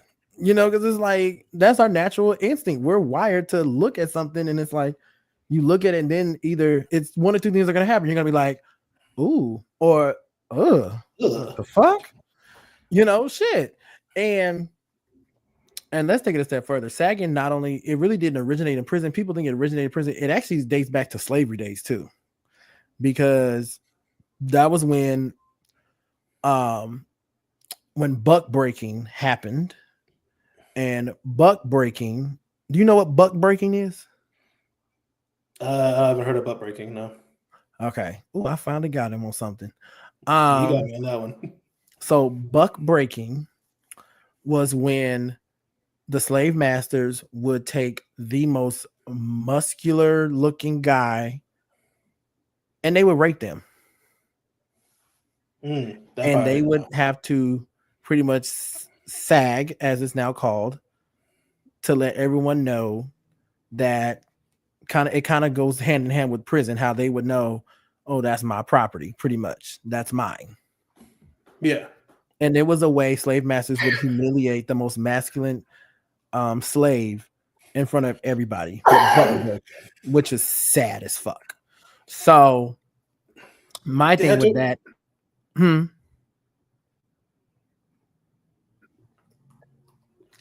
they had to embarrass him, make him seem like just because you're big and strong doesn't mean you're anything. Yeah, and my thing with that is, even when I was younger, when I was in my 20s, when I first came out and I was really hitting the dating scene and I was being a whore, really a slut, I never liked a guy that sags. Never. Because I don't want you showing off what's only supposed to be for me. That's only supposed to be for my eyes. And I've put it on Facebook plenty of times. I hate guys that sag. And it's like, baby, if you sagging, well, don't be surprised if I come up and smack you right on the ass. Well, we'll cover that shit up then. I think that's where my grandfather came in, like, because my grandfather, who I've respected throughout his entire life, he also told me, like, never sag. It's not an attractive look. If you see other people sagging, you're going to see why. And again, even growing up, high school and the college and everything, when I see that, I'm just like, I don't understand the fashion trend behind it. So then when I talked to my granddad, he told me about it, and I'm like, that's not a fashion trend. Like, I don't know what statement people are trying to make. I don't know how that's something that it's like attractive. It's not. I don't find it attractive. I don't want to do it for myself, because you know me, like, there are certain things about me that I want to make sure I keep it 100. Like, I got to make sure I smell good. My hair's got to look nice. I got to have at least, like, a decent smile of some kind. Am I the best at fashion? Not 100%. But those are the things that I will look at as like, hey, those are important to me. Sagging, nah, come on now. That's not attractive at all. I mean, who wants to walk around holding up their pants half the time? And then it's the old saying, it's like Medea said, if you run from the cops, how the fuck you gonna run and your pants is hanging off your ass? No, they proved that too. There's like several videos of the people like either trying to like smack somebody inside the head for sagging. They'll try to chase after them and fall over in the street. Like that looks stupid. You look stupid doing that. Stupid as hell. So I mean, I've looked up old boy some of his videos, and it's just like, bruh, for you to say you 6'1", 250 pounds of solid steel muscle, nigga, that don't mean shit. Who are you flexing? Who are you flexing at? Like, oh, that's gonna stop a bullet. Like, who are you flexing at? The fuck? Who you trying to prove? Like, you proved the point of why he was looking. I've seen a porn star who, well, let me correct myself. I don't want to get demonetized. An adult film star. Okay. And y'all can look him up. His name, don't you look him up. His name is Poppy Fitness. He's like, I think he's 6 feet, 6'1", 6'2". Very tall dude. Muscular as hell.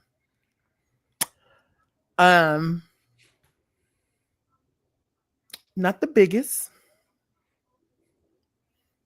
Even when he's standing, it's just not the biggest. And that's the other misconception. You would think a man that is 6'1", 6'2", hanging long and strong, and he clearly is not. So it's like, again, that's the misconception. Y'all want to flex, talking about I'm 6'1", 201 pounds of solid muscle. Yeah, and what's up? And I'm not hating on. I'm not hating 3.5. Yeah, and I'm not hating on Poppy Fitness at all, because Poppy still pulls. He pulls the boys, and does all the things of the things. I mean, the water sports, he gets it in. I will say, I've seen some of his work. He gets it in. Kudos to Poppy Fitness. He don't let that stop him. So kudos to him. And then there's another adult film star that I watch frequently, Jason Varro, who's Canadian, who's mixed, about same height as Poppy, but he's slinging a good 9. And I'm not saying German on that one, y'all. I mean the number 9. And goes in, honey. So it's like, just because a man is tall don't always mean, just because a man is about my height, 5'10", or even 5'7", and say that it's built like you, that doesn't mean, because trust me, y'all, there's a market for everybody. That even goes back to Dank, because even my dude was like, who the fuck is gonna watch her fat, ugly ass in the beginning? I said, baby, believe me, there's a market for it. Trust me. He's like, yeah, them nasty old pervs. I said, yeah, that's the market. Yep, that's the market. That's the market. I mean, look at Lunel. She even said it. Rihanna made her a Savage X Fenty ambassador, the lingerie and stuff, and them dudes was paying for that OnlyFans and pictures of her feet and shit. Like, there's a market for that shit. And I just thought that was so stupid. And I love the way Nico just broke it down, because what I love about Nico is Nico does YouTube. Like, you watch his videos, he he has the receipts on receipts on receipts, and so many people get mad at him. They try to take his videos down, but it's like you can't take his videos down if y'all the ones that put it out there. He just talks about it. Y'all the one putting it out there. Like some dude now is trying to take legal action of him when the dude's mug shot is all over the internet and his court case or whatever. It's public records. So that means anybody in the public can access it, dummy. So you can't get mad at someone, a YouTube content creator, for talking about your shit when it's already out there. What the fuck? And it's just so crazy how people just keep like, they get so offended when someone else talks about it, but you put it out there for the public to see. Exactly. You don't expect people to respond. It's because they're not agreeing with you. And it's just like when I'm watching Fag Talk and people in the comments try so hard to come after my Aunt Madison, my Auntie Madison Chanel Renee Hinton. I put respect on my auntie's name. They try to go so hard on her over her porn past, because we all remember T.S. Madison as the black trans woman with the big dick that opened the door on Vine and the boxers talking about, oh, hey, big dick right here, you know. And they try to read her for that, but she's like, baby, how can you read me for that? She's like, I'm not ashamed of what I did. She said, baby, I own that shit. I own that cum. She said, I still get checks for that. I still get checks for them videos. And she was like, it was something they had said the other day. And people don't realize Madison is very well tuned into the Bible. Like, because her mother is a devout Christian. And Madison knows that Bible inside and out. That woman can recite a scripture like nobody's business. And I love when she told Grace, she said, see, God knew I was going to suck dick. She said, because she was like, there is no way I could be sucking dick, fighting for my life, going through what these motherfuckers is going through. She said, God knew I was going to suck dick. God knew what I was going to do. But that's what I love about her, because she's so unapologetic and outspoken, and she don't make no qualms about it. Like, she let it be known she don't give a fuck, you know. And she's sweet as hell. I kid you not. When I met her in Atlanta, I went to see Fag Talk live, and I kid you not, it's so different from what you see on YouTube, because it's like a totally different show, and they don't never stream it, because it's like one of the things you got to come see it in person to experience it. And when I tell you, she's so sweet and so kind. Oh my God. But she knows how to read motherfuckers to the flow. Oh, it'd be so fucking good. So, do you know who DJ Academics is? So I'm sure you heard about that shit with him on Twitch. Talking, yeah, I was gonna play the clip, but I see you already heard it. So yeah, you ain't gonna do all that. That was just like, and my thing is this, because I just saw on 8 News YouTube, they posted the story about this black guy and this black woman out here in Vegas. He already in jail. They found some more evidence. Oh Lord. A video, there's a picture of him exposing himself. He has child pornography. And we're talking about pictures of toddlers. It's just and I'm like, he's black. I'm like, why is it always the niggas? And I'm gonna play devil's advocate here. And they may not like what I'm about to say, but y'all can't deny it. Some of these dudes that be getting busted, you be like, damn, you handsome as hell. Why would you do this shit, you dumbass? You fine as fuck. That's why. That's how no one expects it. And when I hear shit, when I hear cases, like when I hear stories about these men doing this shit with these underage girls and these underage boys and these kids, I'm just like, the first thing that goes in my mind is they're gonna make a pincushion out of your ass. I hope they fuck you up in jail. I hope they wear your ass literally. I hope they wear your booty hole out. And it's crazy, man, because it's like usually the YouTubers. It's anybody who's in YouTube, anybody who's YouTubing. You see so many people doing that in YouTube. It's like, come on, you're on YouTube, you're making videos, you get several thousand, several million followers, and then you're doing this crap because you think you're untouchable. You're not. If people in Hollywood, if people in Hollywood doing movies, all this other stuff, if they're not untouchable, what makes you think you are?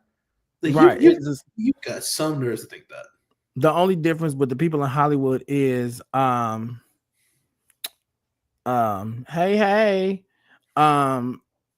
it just takes a little longer for them to catch up to them. You know, Weinstein, Diddy. Oh, speaking of oh, good old baby oil.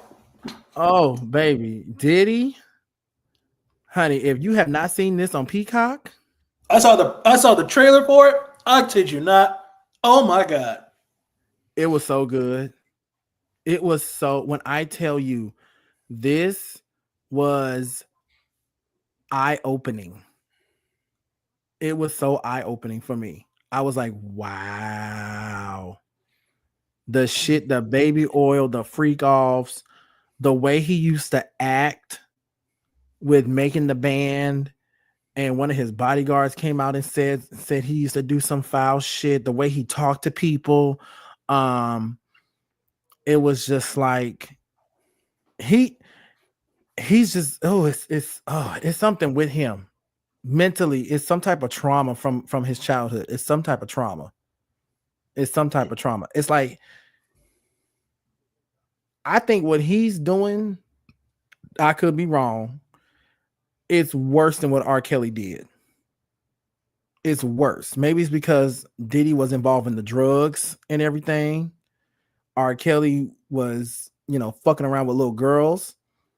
But again, people in Hollywood, in the music business, when you do shit like this, it just takes a little while longer for it to catch up with you. Because you see how long it took for it to catch up to Diddy. And he's been doing this for over 20 years.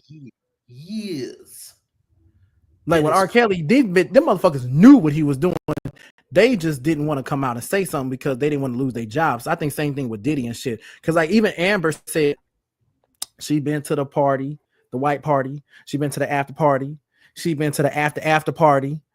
And she was like, her and Ray J, they have some new show coming out. I'm gonna check it out though, because I do like, I still like Amber, to an extent. And she was like, they're gonna talk about any and everything. And she was saying to Ray J, she was like, I never got invited to this. She's like, did you get invited? And maybe it's because they know Amber doesn't get down like that. She's not into threesomes. She's not into girls like that. So maybe that's why she never got invited. But again, even with like Weinstein, we saw how long it took for that shit to catch up with him. You know what I'm saying? Who else? Wes Moonves, who tried so hard to get my wife canceled after the whole Super Bowl thing, and look at his punk ass. And his stupid ass wife still stuck by him. Well, girl, good for you, honey. Good for you. Shit. Good for you. That's why you got kicked off the talk, bitch. But anyway, I want to play this last. Oh, go ahead. To me, it's like, okay, I don't understand people's mindset of all this stuff. It's like it still gets me. I mean, I think that's the reason why, like, I never really tried to be popular. I never tried to be the center of attention, stuff like that. I like to entertain. I like to be funny. I like to make sure everyone's having a good time. But I never gotten to the point, like, I don't understand where it goes from there. I really don't. Like, how does it jump from all the success you're doing, all the success, to just thinking that you're untouchable? Like, if you think you're doing it once and no one's going to catch you, like, you know what? Yeah, as long as I cover my tracks, I'm good. There's always eyes. There's always ears. Someone's always watching. Someone's going to say something. And then eventually catch up to you. R. Kelly's been dealing with him for a while until it finally caught up to him. And he had no excuse. Exactly. Diddy with the same thing. It took some time, caught up with him. And everybody, it's going to catch up to them in some way, shape, or form. Rather you're getting caught or you're going to get caught up. But it's like you're going to get caught. Don't think that no one's watching. You're going to get caught. Oh, come on, Al Green. Yes, got to retweet that. Oh, hello. Oh, okay. Tell you open up Twitter, you get sidetracked. So I'm gonna play this last funny little video clip, and it's a cute little story. And then that's gonna be the end of the show. We've been on here for about 2.5 hours, which is great. You know, I wanted us to have a long show today, so it's good. And then we're gonna chit chat a little bit off camera. So I'm gonna play this last clip of y'all, and then we're gonna get out of here. So enjoy this little clip. Listen, he was going back to work. He was working. Ow. He worked overnight. So he's like, "You want to come stay at the hotel tonight, bitch?" I packed my little overnight bag, my little spend a night bag, and I'd run down there. And then I'd go to, eat the strawberries and the champagne, and I'd get into bed. And in the middle of the night, he coming in, climb on top of Big Daddy.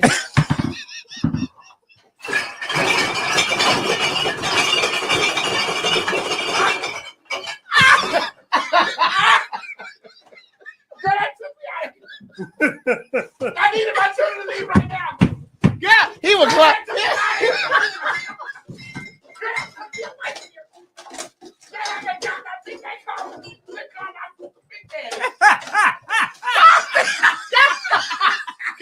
He was climb on top of Big Daddy. I was calling my sister Big Daddy. Girl, I'd wake up, he have on this little work blazer. He would take that necktie off. Bitch, his shirt would be open, and he would still have the jacket and the shirt on, bitch, and he could just ride, bitch. I would wake up. Girl, over here, bitch, gendering my sister, calling her Big Daddy. Girl, I wake up, he just be riding, bitch. Necktie all open and shit, shirt, jacket. I'm like, oh. Justice for Big Daddy. Oh.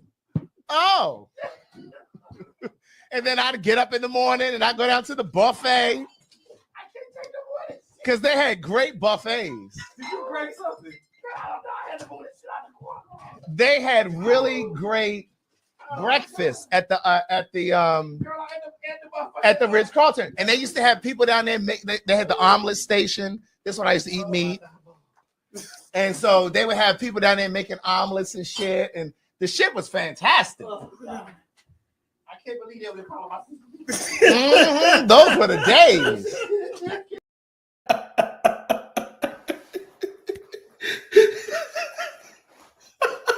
Baby, it was the hey nephew, I see my nephew up in here. Hey. Child, when I tell you this pageant world, honey, it's so big, Lord Jesus. You find out this person is in this family, and then this person in that family. I'm just like, oh shit, you my nephew. Oh, you my niece. Oh shit, hey. Child, it was the this for me. It was the he just get on top, right? It was the motion for me. And Madison stupid ass said, "You ain't gonna misgender calling my sister Big Daddy." Baby, that shit was funny. I tell you, I was at work listening to that because I be listening to what I'm making my deliveries, and when I heard that, I had to stop and really look at it. I had to play it back. I was dying. I was just like how you were. I was laughing so hard I was crying. They were so stupid. You got the necktie on, just ride, got the jacket on. I said, "Oh my!" Now this is the thing, though. How the fuck you wake up and he on top of you riding? Like, nigga, you was not sleeping. I was waking up looking. I was like, "Oh, okay." You was not sleeping, nigga. Please, Craig, you was not sleeping, honey. You know damn well you was wide awake, honey. Your dick get hard in your sleep, and all of a sudden you wake up to child. Please, you felt that tight ass booty getting on your dick. The fuck? Oh, the fuck? Okay. Okay. Well, right. Oh, right. That is your reaction. That your reaction. Like, bitch, please. Your reaction. Child. All this reaction about like, oh. Right. Oh. Wow. You ain't calm. Shit. Oh my God. I'm telling you, baby, you gotta watch them. I need you to go on T.S. Madison's YouTube, click on that bell. Whenever she go live, I'm telling you, you will laugh. And they lives, Fact Talk be going for like 5 hours. I've seen them do a show for 5 hours. And that's why I love watching, because it takes me through my day. Like, it can help me get through half my work shift. It's crazy. Right, nephew, took you out. I know that's right. It took you the fuck out, baby. Just ride. baby. I see that shit. It's like what Madison said. Wait a minute. I Wait a minute, hold on. Come on, Mo. Let's talk here, dicks to dicks. All right. Craig, you can join in on this too. Oh, thanks. Right. Like, let's talk dicks to dicks. Now, okay, so I'm explaining where that clip came from. So the dicks to dicks, and I have it listed in my video clips list. I typed it out as dicks to dicks. So they were talking about the Amazon show The Boys, and they were talking about when old boy shrunk himself to the size like Ant-Man to go inside the dude's hard dick, and he's like, I guess when he's walking through, it's massaging him and shit, and then when he sneezed, the dude exploded. And Madison I remember that like, scene. Madison was like, that's what she said. Now hold on, that's where the dicks to dick came from, because she was like, what the fuck? Because a lot of people don't know that Madison, or they forget that Madison is a comic nerd. She's a comic book nerd. Like, she knows all about Marvel and DC. Like, she knew about what's the villain, Starfish or whatever his name is. She knew about that. She's deeply invested in Harry Potter. She's deeply invested in Game of Thrones, deeply invested in DC. You know, she's a nerd. She's a blurred, a black nerd. She's a blurred for real. And I love it when she talks about that, because the way she was talking about Game of Thrones and she was dissecting it, I was like, okay, I'm gonna give Game of Thrones I'm gonna try to finish it this summer, because I stopped when Joffrey died. When he died, I was like, I'm cool. I don't need to watch it no more. I was like, I'm good. All my friends were like, no, you got to keep watching. I was like, listen, that little prick died. I was good because he pissed me the fuck off. Yeah. So yeah, you got to keep going after that, because I'm going to keep going. Because this is that when Joffrey died, you start to see redemption arcs just piling in, because when he dies, then you start to see you start, oh my god, you'll start to see so much change. There's going to be so much redemption arc. Oh, I know, because Daenerys, baby, Daenerys is not one to be fucked with. When she came into her own after she tamed Drago, she tamed his ass. But oh my god, the best scene that went hard in season 1, a crown for a king, and put the melting pot over his head. I was a crown for a king. I was like, no, the one for me was when she went to that city and they did not think that she could speak their native language. She was like, bitch, that was my mother's fucking first language, bitch. She taught it to me. And you motherfuckers was think y'all gonna come in here and fuck this shit up. I got something for your asses. Dracarys. Boom, bitch. Boom. And when she got that big black dude, locked his ass in that vault. Jesus Christ. Jesus. You've got to keep watching.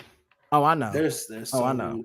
So much secrets, because I keep saying, like, if I ever get another dog, and if I get a French bulldog, I'm naming that little, and it got to be a boy. I'm naming his ass Dracarys. That's just it. I'm naming him fucking Dracarys.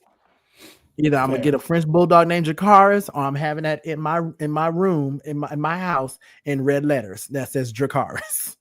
Fair. Along 100% fair. Along with big dick energy. Like, if you don't have that, you're not coming to the house. You need neon lights that say that. There's flash in the background.